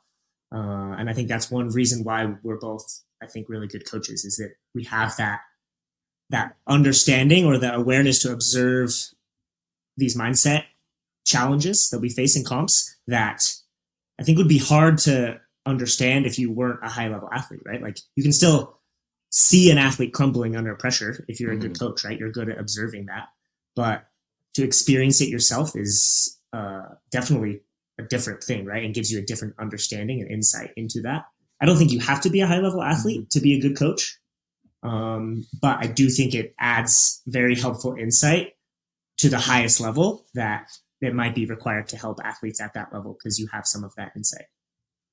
Yeah, I really think that gives you empathy. I'm more from the athlete side of someone who's been coached, but I just think that when you know that the person not even when just when the person you're talking to has been there before, then they kind of know how to talk to you. And sometimes it's not like, just suck it up, kid, or better luck next time. Everyone responds to it differently. And just when you've had that full gamut of emotions, then I think a coach is able to say like, hey, that sucked. It wasn't just your finger strength. We're not just going to say like, okay, 10 more sets of fingerboard hangs for you. Again, like you're saying, Tim, that doesn't mean that doesn't help. I mean, stronger fingers, always good, but let's face it, it's the ability to show your best self in a specific moment is the thing that we all want to do, whether we're competing or climbing outdoors. And having someone that guides you along that process that has really been there and, had the experience of maybe, I can do the nest. It's the 4th session, but then went through the next 14 sessions and had that success and understood that journey. That's what makes you guys so good. Yeah, let's keep on digging into, what makes a good coach, Palmer. Like what are some of the things you try to instill? You're a head coach, so you have coaches beneath you, and what are you trying to instill in them to make them as good as they can be? Yeah, I mean, I think one of the coolest things I've seen now over the last 10 years is like, and a lot of programs that have been around for a while have this aspect to it where you teach this process to your athletes. I think that's the same process I'm wanting to teach to new coaches that come in. But the athletes that learned it well and really embraced it end up interested in coaching later on when they age out, kind of like you and I, Tim, which is really cool. Like I went through some of the things you mentioned earlier where like I aged out and wanted to coach, but not many of my peers did that too, which I was like, we have all this knowledge base and like, it's just a perfect segue, but yeah, maybe the pay is the problem, but that is one thing I think that's been cool is like the process I've taught to my athletes and is the same process I want to teach to my coaches, but then athletes sometimes make the best coaches, right? And so then they help feed the program and continue it on. So I think that's one of the coolest things that I've learned from other programs, honestly, like Team Texas, Vertical World, like they showed that to us as a really good model. And I've seen that now happen over the last couple of years. And that's really cool. Do you have specific things that you run into with coaches? I'd be curious if you do like coaching clinics or like you specifically meet with them like after practice or like you purposefully shadow like specific coaches and specific when they work with specific athletes. Do you have like coaches work regularly with like different levels of athletes or do you keep them working with the same athletes? I'm curious because I've never managed a climbing team. Like I've only worked individually, personally with athletes, but it's very different. And I think scary, honestly, when you're trying to instill a wider, like general concept for your team, but you're not sure if your coaches even understand that concept, like it can probably be frustrating to like often run backwards where you're like, no, I did not teach you that. Like I know this person taught you that, and I think there's truth to this, but like that's not necessarily what I was trying to. You run into that type of stuff? I think for sure, yeah. I mean, that's the biggest challenge I faced, and I think that's been more on my mind in the last couple of years, just as our team has grown. Where like initially, more my coaching was more one-on-one or with certain athletes, right? Like I wasn't the head coach; I was just involved in coaching, and now I've become the head coach, and that everything you just mentioned is always on my mind and is a challenging concept, right? So I think what I'm learning as I go, I guess, is how I would describe it. And I think what I found is stepping even more back to like what are some of the most basic skill sets, principles I want my coaches to have, and then maybe based on the team they coach, or maybe based on the setting, we can go. I can try to teach more specific things, or and so maybe some of those things might be like how to foster the right environment, right? That's going to be different for elite team versus advanced team versus your little kids, right? But like a good coach can observe the athletes and create a good environment. Another aspect might be like time management, right? Like you got a busy gym, you got a lot of kids. How can we get, work on our different pillars and manage time well? So like some of those skills are like maybe the more things I focus on, which tend to be more basic coaching skills. And then I found that maybe to be a good starting point rather than going into the weeds of specific coaching, right? Because everyone's going to have a different process, different observations. And at the end of the day, the athlete hopefully will learn more themselves by just the coaches asking questions rather than the coach giving the perfect advice, right? Like a coach who asks a good question is probably better than a coach who tells you exactly what to do. Totally. Right? So I maybe don't care that all these coaches know the X, Y, and Z's of every movement, but if they can ask the right question, the kid will figure out the X, Y, and Z's. This is what I think makes a good coach. And this is something that I was kind of going into with like when kids can't get the most out of their performance, you try to ask one question, whether it's for them themselves or you ask them, or for Palmer not sending the nest, you try to ask one question, which is distilling to the lowest hanging fruit, but the most impact to why you're not getting your performance. What should you be focusing on? And I love that you're saying like, what is a good environment to foster? It's like, I don't think that many coaches even think about that. And it's like, if that's the lowest thing that you see is important to talk about, then that's the thing you're going to talk about. And it tends to then spiral to other things that you find important, which is a much better place to start than just looking for answers, I think. Yeah, the thing that just blows my mind, I think is so cool, is that the thing that you want to instill in the coaches is the things you instilled in your athlete, which were autonomy and adaptability. And it's just amazing to me it shows that you've really boiled down what these principles are, because they apply to the athlete and then it applies to the person teaching the athlete. And, I just found that amazing, and that I think that's just a really solid framework to have. And then just bringing that other thing in where creating an environment creating an environment that fosters the experience that you're looking to do, rather than, again, like saying you need to twist your foot 3 degrees. And it even makes me think of that setting where when you give people 0 degrees of freedom by using an in cut, it's like, okay, I want you to use your hips more. But it's like, what does that mean? It's like, okay, well, we're going to put you on something where you can't use your upper body and have at it. And so I would love to go a little bit more into this idea of fostering an environment, these different environments you might foster to solve different problems, as well as deliberate practice. Because we talked a little bit about that earlier, but to me, that term and plus fostering environment really are some core tenets of what you actually do on a day-to-day basis that maybe, people like me who aren't getting coached can kind of try to think how I might put that into my sessions. Yeah, I mean, I think that goes into fostering the good environment. So I want a coach to being able to recognize the aspects of deliberate practice and alter the environment to get the athletes working together or focused to achieve those things. But then also in my athletes, I want them, as they get older and move more to become autonomous, like they need to recognize the aspects of deliberate practice that they need in their sessions. So how I understand it is the first objective is like having an objective for your session, right? So like you're having this is going to be a slab session, or this is going to be a mindset session. Like I'm going to try to challenge myself because I know I'm going to be down on myself and I'm going to try to get out of it, right? But like I have an objective for this session because there's so many objectives in climbing to get good at, right? So if you just go to the gym and climb, that's probably not going to stick. The skills you have from that session, like as soon as the pressure hits, those skills might deteriorate. But what is the objective for this session is the first one. Second aspect of deliberate practice is like the right skill level. So is this just outside my comfort zone that it's forcing me to feel uncomfortable, right? Like that, I talk a lot about this, like that feeling of annoyance is crucial.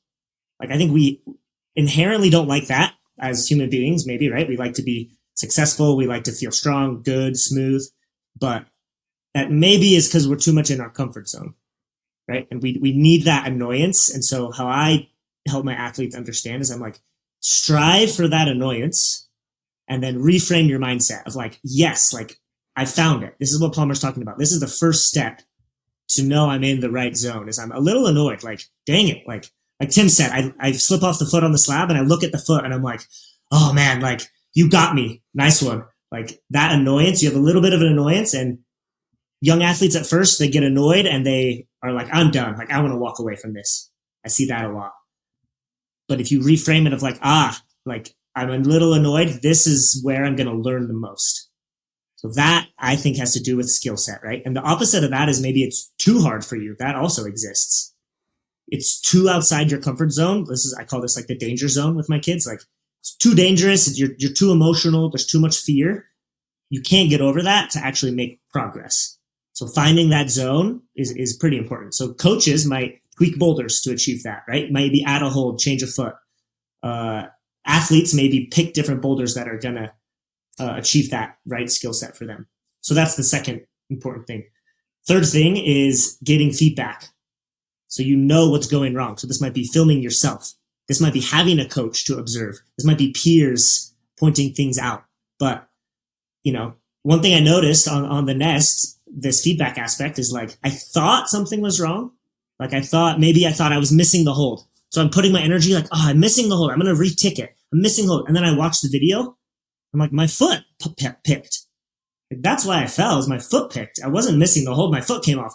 But it's like a millisecond difference, right? Like my foot picked and then I missed the hold. But if I don't have that feedback, I'm focusing all this energy in the wrong place. So it's like accurately knowing what that feedback loop is super important. And then the last aspect is some repeatability, repetition. This is more training, right? But like to get good at a skill, you do need to perform it more than one time, right? You're trying to master it. Maybe you add stressors, maybe you add time, maybe you add fatigue, right? But there's that repeatability. So that's the process I had to understand for myself as an athlete, right? I kind of had to, there wasn't great comp coaches when I was 16, 17. So I had to like learn this process for myself. How do I get better at these comp movements that are showing up? And then that was successful for me. How do I teach my athletes how to do this? And then now how do I teach my coaches who then can teach more athletes how to do this? I think we should just cut it here. That was great pod. No, that's such a good dude. That was amazing. Yeah, I'm not even going to comment on it. That was so good. I'm sure listeners enjoyed that. So yeah, Josh, to your point, maybe a just outdoor climber is trying to improve, like look at those 4 aspects and see where you're lacking. Like maybe you're not even starting the process right with an intention, or you're not having any proper feedback. Right? Well, maybe that's where a coach can help, is they can give you better feedback or film yourself, right? Right. Yeah, I feel like one of the struggles that weekend warriors or even just older climbers like me run into, and me and Tim have talked about this quite a bit, is I just always show up to perform. It's, it's something I actually used to be a competitive athlete, and I like performing. I really enjoy showing up and trying as hard as I can. But the 2 things that I'm running into is that as you get older, maybe you put yourself at more risk for injury because you're just always going 110%. And then I feel like I'm leaving low hanging fruit, or there's pillars that I don't want to say I'm consciously avoiding them, but it's just not what, I'm not even setting an objective like you're talking about. And so when you said that as the very first thing, it really resonated with me, as I think that's something that coach really provides that people often struggle to do themselves unless maybe they've been coached over years, is having even a wherewithal to make an objective, and then that next level of even knowing what the objective should be for someone like you, and understanding where your weak links are. That was really, really powerful. I was going to say the same thing about objectives. Like, I think it's a mistake that I've seen in myself and like many coaches, is that you assume that climbing is an objective. Like, you assume that training, getting endurance, like that's an objective. It's like, no, it's not actually. Like, that's not specific enough. Like, you need to look under the realms of endurance and then understand like what objectives you might have for that entire day. And without that direction, I can see why the rest of the systems of deliberate practice can fail. And this goes into a really good question that Josh had. I'm going to steal it. What makes you unhappy about the current state of coaching? And I think that's something that I find really kind of coherent with this topic.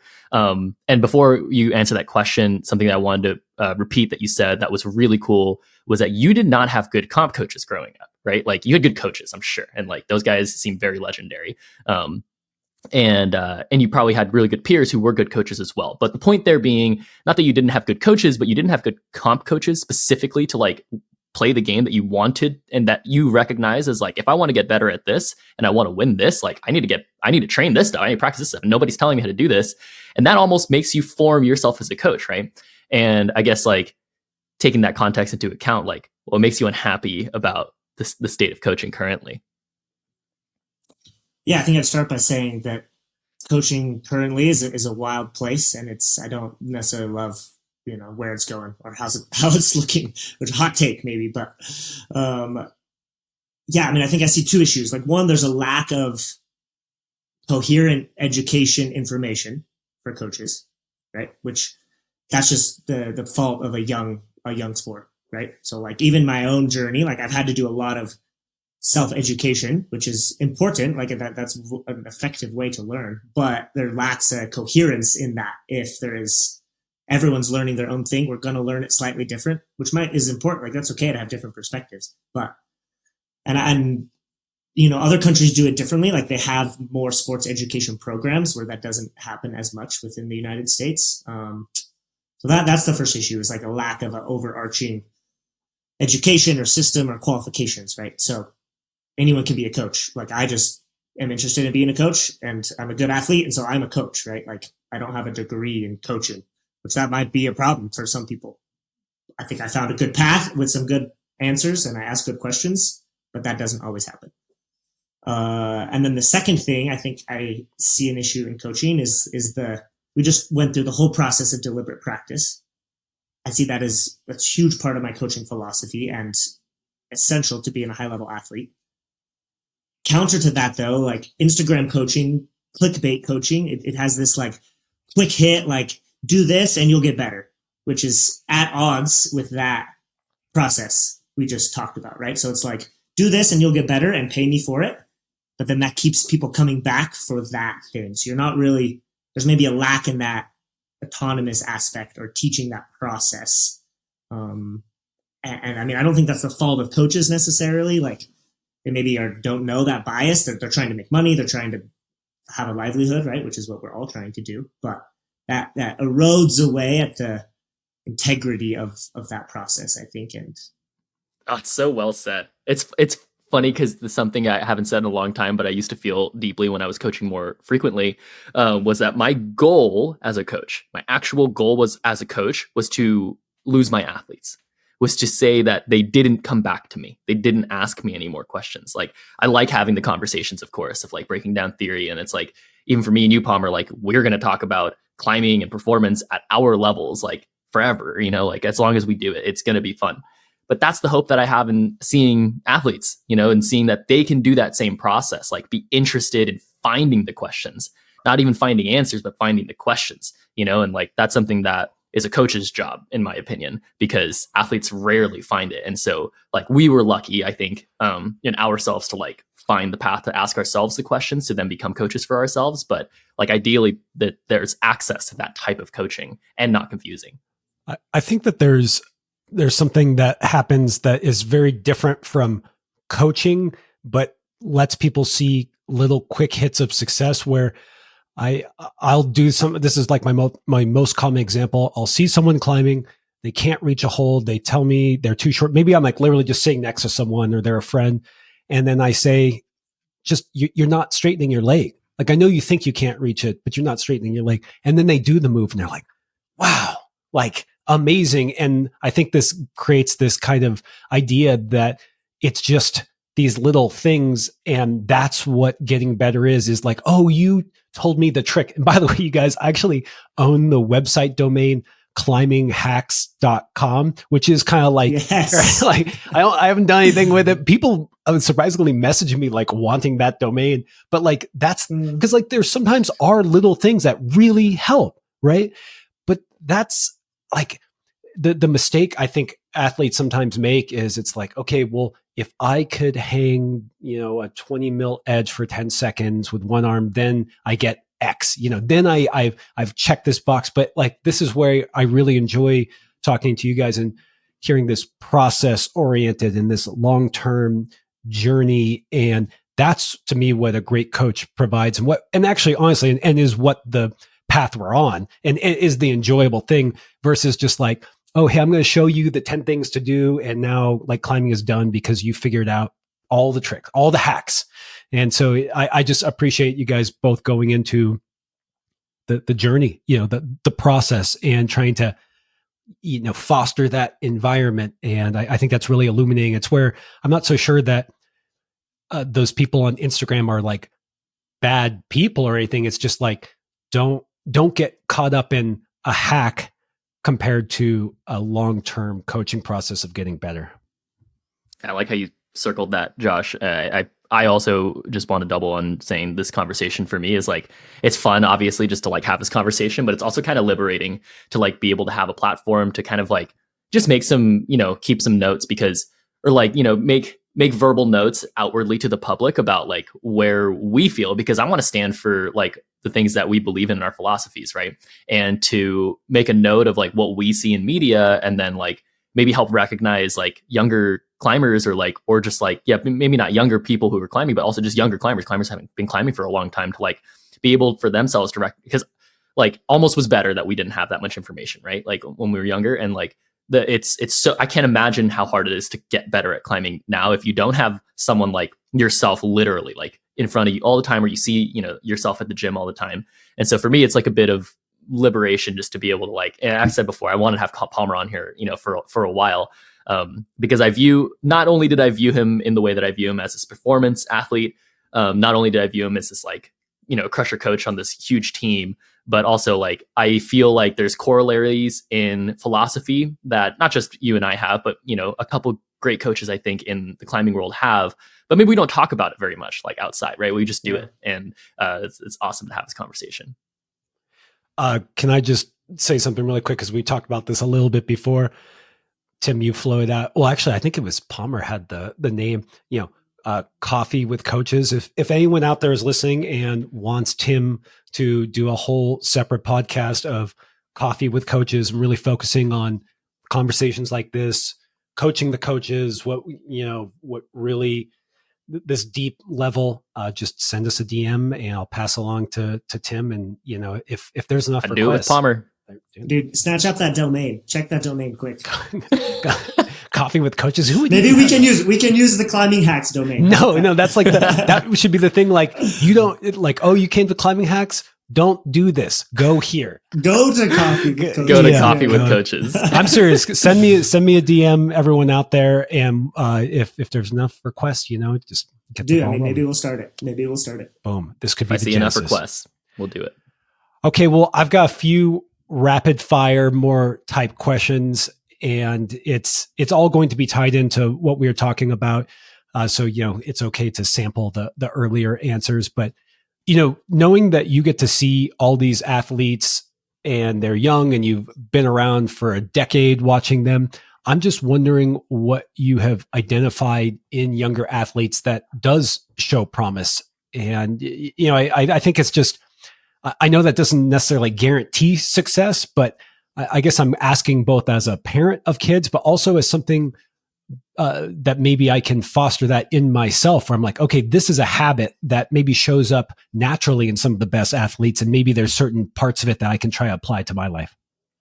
Yeah, that makes me think of two ideas. One is kids are just better at committing, right? A whole topic we talked about here is committing, getting over that fear, like going for it. Like you have to trust the foot. It's more likely to stick, to learn all the techniques about that, around that. So kids are just better at that. They're less afraid. They're more willing to go for that. And I think as you get older, it's harder for you to do that. So trying to foster that in yourself and go for it, So that's one thing. The second thing I'd say is kids who I've seen young at like 8, 9, 10, who then are great when they're older. They have one of those 4 deliberate practice frameworks just as part of their personality. And I've seen like all 4 different ones. So maybe they leave the gym dreaming of that climb that they tried the last time we're there, right? So like they have that objective. They come into the gym and they know exactly what they're going to do and they're getting back on it, right? Whereas a lot of kids, it's hard for them to want to try something that was hard for them, right? They want to move on to the next coolest set, or kids who are really good at listening and taking feedback from a coach, right? Like you instantly bond with that athlete, and it's not necessarily about them socially being at the gym or climbing so cool, but they listen to you and they care about that value, that feedback that you might add. So one of those 4, I've seen all 4 in like different, and they don't even know they're doing it, right? Which that's pretty cool. Yeah. I would also add that some coaches can't pay attention to when they see that. Like my dream of a youth athlete is someone who walks in the day and I'm like, all right, here's the plan. And they're like, oh, but Tim, can I hop on the proj? I'm like, yeah, of course, go. Like, go hop on the proj. Like, you're going to gain so much more from leaning into that concept of yours while I help you clean it up, rather than like me telling you to go look for a project. Yeah, totally. Yeah, it's so underrated to like see the characteristics. And also what I heard from that is you're not looking at results. You're not looking at outcomes or results, and they shouldn't be either. They should be leading into those kind of core concepts of finding how to deliberately practice themselves. Yeah. Little life hack that I think really helped me is that if you're the kind of person that coaches, I don't want to say or, just what you guys both said, like those are the kids that I love coaching. From my perspective as an athlete, I really loved my gymnastics coach. He was really formative for me. And I remember I got the coach's award, which I still have. I have only a few things, mementos. I was like, momentum? No, that's the gym. Mementos that I've kept over the year of my, vast array of different sports that I've done. And that coach's award meant so freaking much to me. And I just remember trying so hard for my coach. Like he would say, Josh, like straighten your legs. You need to keep your legs straight on this trick, and just trying so hard. But over the course of my life, I've recognized that if you're the kind of person that the teacher in your math class wants to help, if you are that kind of person, it is a boost to everything you ever want to do in life when you know how to show up for mentors. Mentors will find you, and so it's just kind of a little side note, but thank you guys for being those kind of coaches. But also to anyone listening, either you're young or you have kids, like that's like a life hack. That's a climbing hack, is be the kind of athlete that people want to coach. Yeah. Okay. My next little quick hit thing is when you do see athletes that are, maybe they are physically excellent and they are on the path to what looks like greatness, what is the common thing that sidetracks them or derails them? And how do you, well, actually, I'll just ask it like that. Like, have you seen people who look like they're going to be one of the, a contender, and then they fizzle out for some reason? Yeah, that's a good question. I'd say that it's maybe currently happening. Like I currently have some athletes who I can think of like that, where like I'm in that process right now with them. And I think the small bit that I found is like if they want to be successful competitively, I think that's a key distinction. Like, I think those types of athletes can find a lot of success outdoors, actually.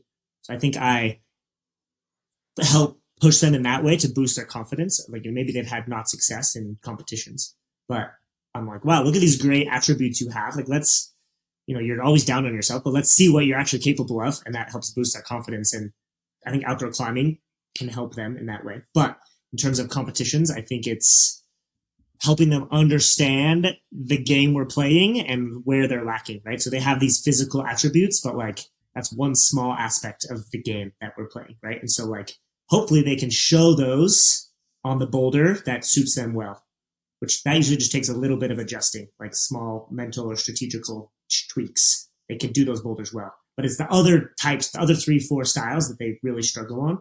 And so helping them understand that deliberate practice methodology, like they're so dominant in this one fashion, but that's not going to lead to your competitive success. So either if you want to be successful competitively, you got to embrace this wholehearted approach, or maybe find some confidence in what you're good at. And yeah, go climb some hard boulders outside, right? Because that also feels good. I would love to answer this question too. Because I find the answer very fascinating and true. Commonly I think it's good to, sometimes it's really delicate, right? Like that conversation from the moment it happens and you recognize it as a coach, like I think a good coach can recognize that it could go one of two ways with this person, that they can quit forever or like just keep going in the way that, that you can see the trend. Like we can see trends as coaches, but maybe they can't. And so like recognizing what appropriate path they need to go on is, I think, super crucial and very important and timely. Something that I see and maybe causes that issue is a level of honesty with themselves and a level of vulnerability with their own drives, motivators, insecurities, pressures, expectations, all that stuff, I think is something that I've seen constantly since I was 17 when I started coaching. In myself as an athlete, for sure, in friends that I've had who don't compete or just climb outside or just compete, doesn't matter. Actually, I see this level of like an inability to be honest, and not necessarily an unwillingness to be honest, because once you point it out and you're like, what is this, what you're actually feeling, right? They're quick to be honest, but an inability to make that a priority, to like understand like, I guess I'm not here for the reasons that I told myself 3 months ago.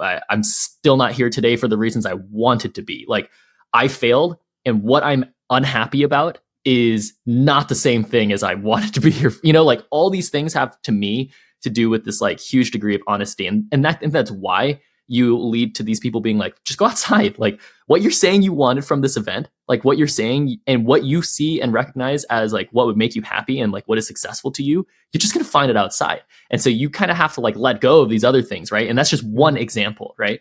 And I think that comes from, and that's why for me, like I have this deep interest, like I love the youth athletes that I still coach, and I only coach a couple of them. And what I try to do with them is just have more conversations. Like, yes, I go into training. Yes, I go into these pillars. Yes, I go into like deliberate practice, of course. Definitely not as much as, like my biggest hope is that I can work with them in person, of course, because that's where it becomes way easier to do that stuff. But and maybe because I don't work with them in person, these are the layers that I focus on so much more. And I tend to see them show up in good and bad. And then they become these like, again, foundations for like all the other adjustments that you can make. And it just so happens that the athletes that I've picked up are already pretty good at like all these other sorts of things. And so maybe these issues are like much more highlighted for me. But I think for like that question it hits quite home. And it's something also I agree I'm working on it right now, which is cool.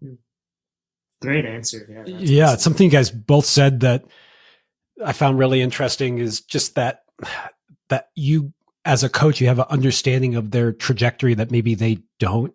And I wasn't going to share this, but it just totally hits home for me. So I competed when I was really, really young, JCCA, if people probably don't even know what that stands for. Yeah, whatever. And I got second in nationals my first year competing. I really felt like I was actually robbed from first, and it broke my heart. And I cried. And I never really competed again. And I wish some coach had come along and been like, dude, this is like, you're like 11. like, who cares? Like, I just, like, sorry, I shouldn't say like, who cares? Of course, of course right. You care. Like, this was the competition in front of you, but like, don't worry, you have like 15 more years of, this is just, a tiny little thing. But when you're a kid, you kind of have this is the most important thing ever. And, having someone on your side that has some perspective to say like, hey, I know that was a bummer. I know that was a heartbreaking moment, but, let's work on your process. Let's show up again and see what happens. And having someone, having both of you guys, but also I think something that's really compelling about your journey, Palmer, is you still freaking compete. It's so funny to say like your lack of success when you were young, when like you were still really successful. It's just hard to compare when, a 16-year-old Nathaniel Coleman flashing literally every boulder. That's a pretty high bar to set. So you guys, that was great. Okay. I think I got two more, but this one is actually not so dissimilar from the answer you guys gave, but what are some really good traits about parents and bad traits about parents? Like, I have two kids, and I know we do have some listeners with kids. And this even applies to when you have friends that are competing. But yeah, what do you see that parents do well, and what do you wish parents didn't do? Yeah, I think that I've seen this a lot with so many athletes coming through our program, right? And so I think a paradox I run into is there's a level of a parent not being too involved in their kids' stuff they're doing, right? And they're just supportive, inherently supportive. Whether they win or they lose, you spent money for your kid to go somewhere, like they're just there to support you, and like that adds up over time, right? Like these kids are competing for 10 years, and so they pick up on those cues their parents are giving them. So there's that ability for a parent to just support, show up, drive them, ask them how their day was, like. But the paradox is that climbing also is an accessibility. There's an accessibility aspect, right? So like a parent who's willing to help their kid, like get to some different gyms. They're willing to help their kid, like get outside, right? Get on different experiences, like carrying pads to the boulder is not easy work, right? And like a kid might need their parent to help them do that. So I think that balance is something I've seen. Like climbing is a skill-based sport. So if an athlete can get more experience, get out more, right? That's going to help them.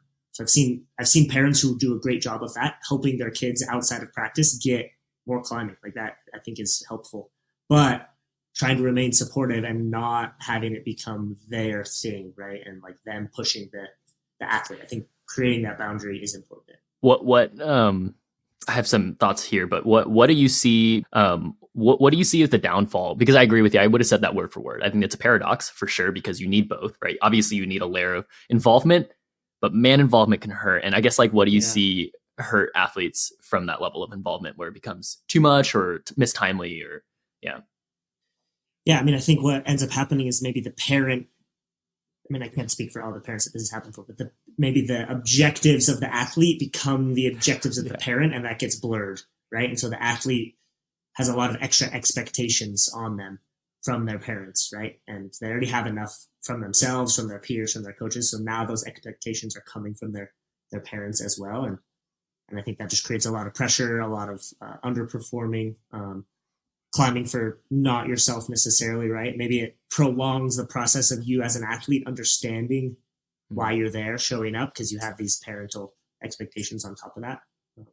How do you combat that? And like, how do you combat that? Like in practice, or what advice would you give to somebody who like, maybe go, because I'm absolutely sure that every climbing team has the same issue, and I've run into it many times. But I think I like to talk to both the athlete and the parent about it. Like I think see if the parent is aware of that their actions are having this negative effect on their child's performance, right? Like their actions you're creating expectations. Parents might not know. They're like, I just love my kid. Like I want them to do better. And like maybe the parent athlete relationship, they're not communicating that, right? Like the athlete has a hard time telling their parents, you saying this over all these years, or you always being on my back creates these expectations that make me feel pressure when I perform.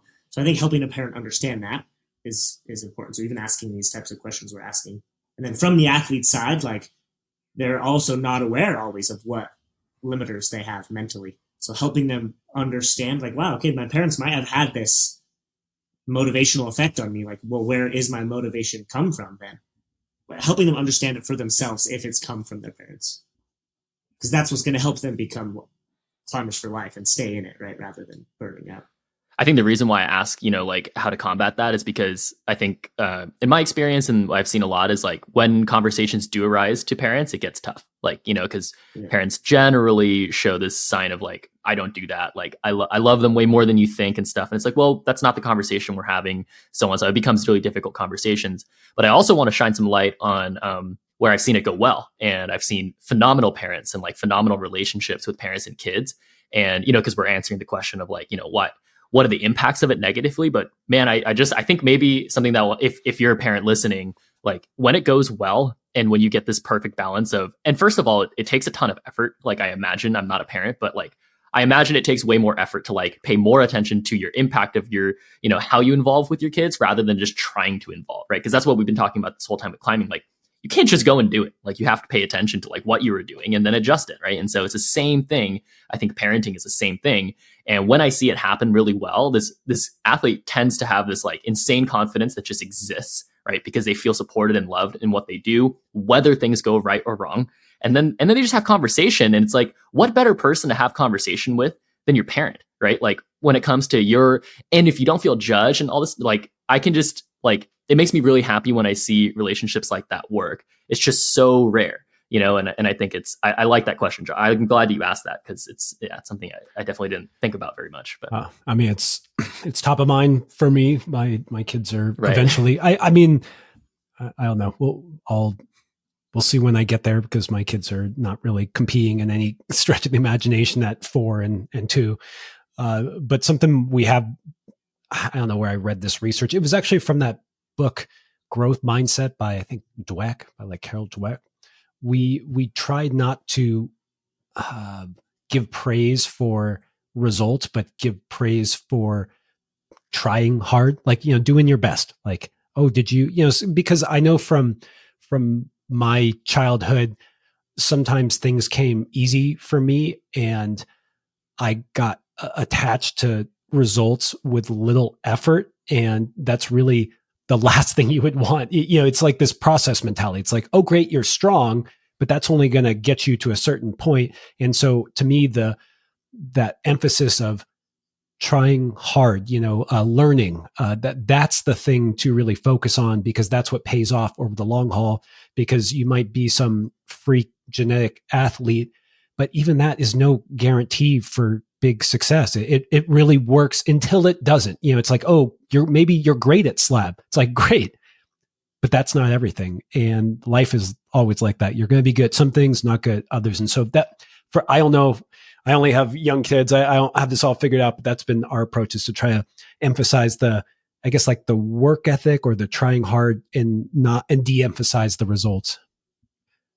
Okay. I got one more totally different than these, but you guys both are more tapped into the competitive landscape than others.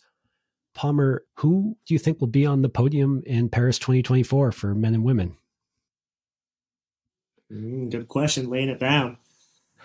I mean, I think I love to support like US, right? So I'd love, we haven't filled all our female positions yet. So I'd love both men and women to, I think, easily capable of podiuming at the Olympics, whether it's Natalia or another athlete that makes it, or one of our male athletes. I think it could be, wild to bet against Yanya, like already so far in China. Like, it was cool. They showed, like, they tested her, like she didn't do all the boulders, which was pretty sick, I thought.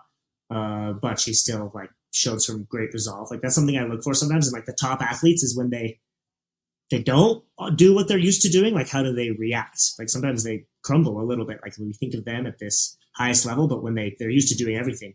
And so I think she showed a great resolve. Like, and it'd be wild to bet against her for sure. I also got to think Adam kind of didn't get it done in 2020, and so he's got to be one of the best climbers of all time. So even though comps aren't always his focus, I love how he kind of does it all and still does pretty good. So I would love to see Adam up there too. Well, he's not going to take a hit because there's no speed to dilute his score, That's right? true. So That's true. it's going to be a totally different, and maybe not a totally different result. But what do you feel about like Serato and Toby? Because I've talked about in the previous season, at the end of the previous season, for me in the men's, they've really struck me as, you know, a very newer perspective on like how to compete and how to train for the comps, and they're really good, and they're young, but maybe for the specific season, do you have similar thoughts about them, like just their trajectory?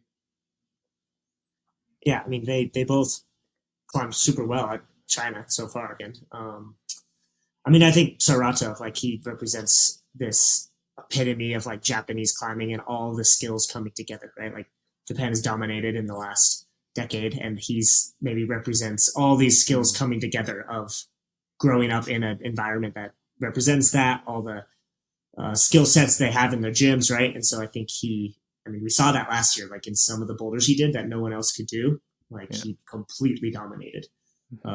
And like his ability to make hard moves look easy, right? Just like sticking to the holds, like it's a super unique style he has that, I don't know, might come down to the setting, right? Like might come down to the setting of what happens. Like I think that has a larger impact than we maybe think it does. They're also incredible lead climbers. I actually can't believe we didn't talk about this, because I think Palmer, you and I, like, we actually feel like we've tended to talk more at lead competitions, because we both like, I think, recognize that as a pretty important anchor in climbing and like competing. And I just like competing in lead, but these guys are so good at lead climbing too, that I feel like it'd be scary. Because like, am I right? Did Tomoa win China? Yeah. So Tomoa, like, is someone that I feel very like, it'd be tough to beat Tomoa in any bouldering round. That's like, that feels like it's not, if there's, you know, boulders that seem like maybe aren't his style, then maybe I wouldn't bet on him as much, but that's super rare as well, right? He's so well-rounded. And so in a bouldering round, I can't see all of the time Toby and Serato beating him, but in a lead round, he probably will always lose to Serato and Toby is my guess. They're just so good and so strong and so fit, and their ability to like quickly read the best sequences for themselves in moments is insane. And so I'm curious to see, I guess kind of my answer is, I think lead will have an enormous impact on score at the Olympics, and just the way that the scores work, man. It's just like kind of just easier to get points in lead than in bouldering, right? Like you just kind of keep going, you just go and you just gain points. And bouldering is like, they want someone to top the lead route, right? They want somebody top lead route. 100 points. Yeah, no, it's super interesting way to look at the scoring, which I think is actually what I would consider a flaw in the scoring of like a combined event. But that being said, we might get more real results that way as well. Like we might be able to expect more results that way. Awesome, you guys. That was too good. All right, I'll be watching. I have no opinion because I don't know anything other than go America. I was talking to someone who pointed out that they thought our male selection ended up being pretty darn good because they felt like we have, I mean, Jesse is an incredible lead climber and Colin is and also, you know, they're both good at each discipline. Colin's great at bouldering, and just that depending on how the setting goes, you know, maybe, that's true. You know, and so they thought that, we had a good mix for our team, but yeah. All right. That's the end of my little quick question round. And so I'm just going to hand off to Palmer for a pro tip to kind of bring us to a close.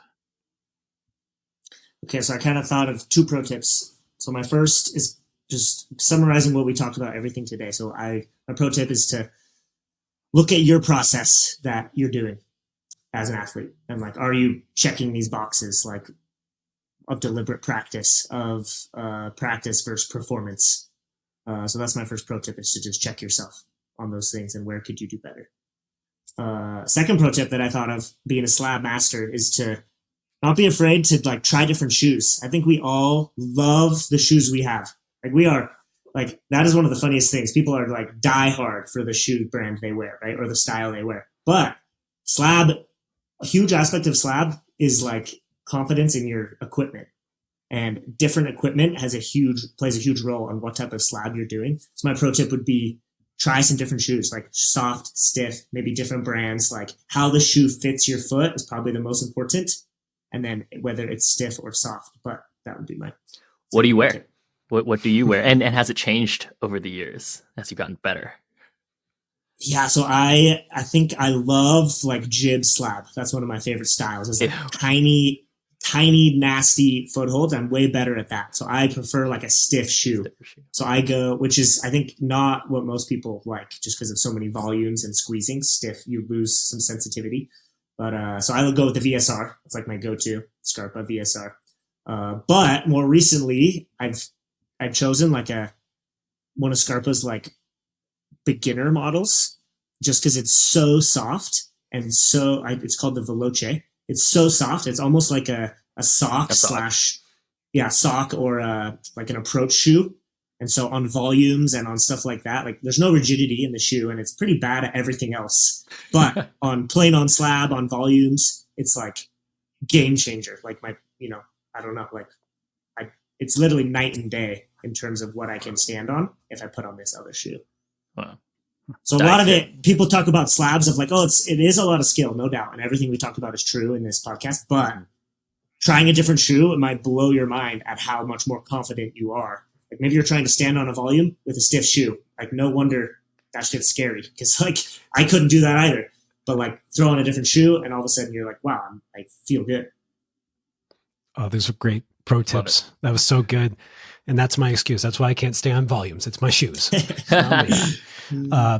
Okay. My next question was going to be, do you have anything that you want to plug? But clearly you just plugged Scarpa. I don't know if you're sponsored, but, there you go. And Momentum climbing team, Salt Lake City. But yeah, if there's any, I don't know if you want, I don't think you're too active on the interwebs, but if there's any place you want to point people towards or shout outs to other sponsors, now's your chance. Yeah, I'm definitely not too active, but I mean, yeah, Scarpa supported me for a long time, ever since I, became a coach, like the last 10 years. So I love their craftsmanship, and they create a lot of incredible shoes. So check them out for sure. Also come check out. If you're an athlete in Salt Lake, come to the training center, or Nationals is here this year. Hit me up, come to Momentum. We always love having other athletes come in and join in on our sessions. Getting that like camaraderie and getting to work with different athletes is, I think, a huge asset. So hit me up if you come into Salt Lake and you're an athlete and you want to climb with our team. Nice. And plug our future podcast, Coffee with Coaches. Yeah, Coffee with Coaches. Keep your eyes out. I mean, could be a thing. Palmer, that was incredible. Thanks for doing a podcast and sharing your decades of knowledge, and thanks for shaping all the lives of these youth athletes. I kind of mentioned this before. I say all the time to you too, Tim. I think coaches are so important and make such a huge impact on kids' lives. I think it's underrated. I mean, what you do to help these athletes excel at their sport is always important. You help them achieve their goals. But even just that word, like achieving their goals and becoming the kind of person who does achieve goals, it's really important what you guys do. And just thank you. Yeah, thanks, guys. Thanks a lot, Palmer. That was fun. Let's do another one. All right. Take care. Oh, and congrats again on the nest. And good luck on 5:15. Yeah. Well, as soon as you do, right before you think you're going to do it. Yeah, I need y'all. You're my good luck charm. Release some pressure. All right. Good stuff, you guys. Take care. Thanks for tuning in. If you'd like even more content, go to patreon.com/testpiece. And while you're at it, share this podcast with someone you know who would love it. And please leave us a review or rating at wherever you get your podcasts. We've also got tons of great content on YouTube and Instagram, so don't forget to like and subscribe there. Okay, see you next week.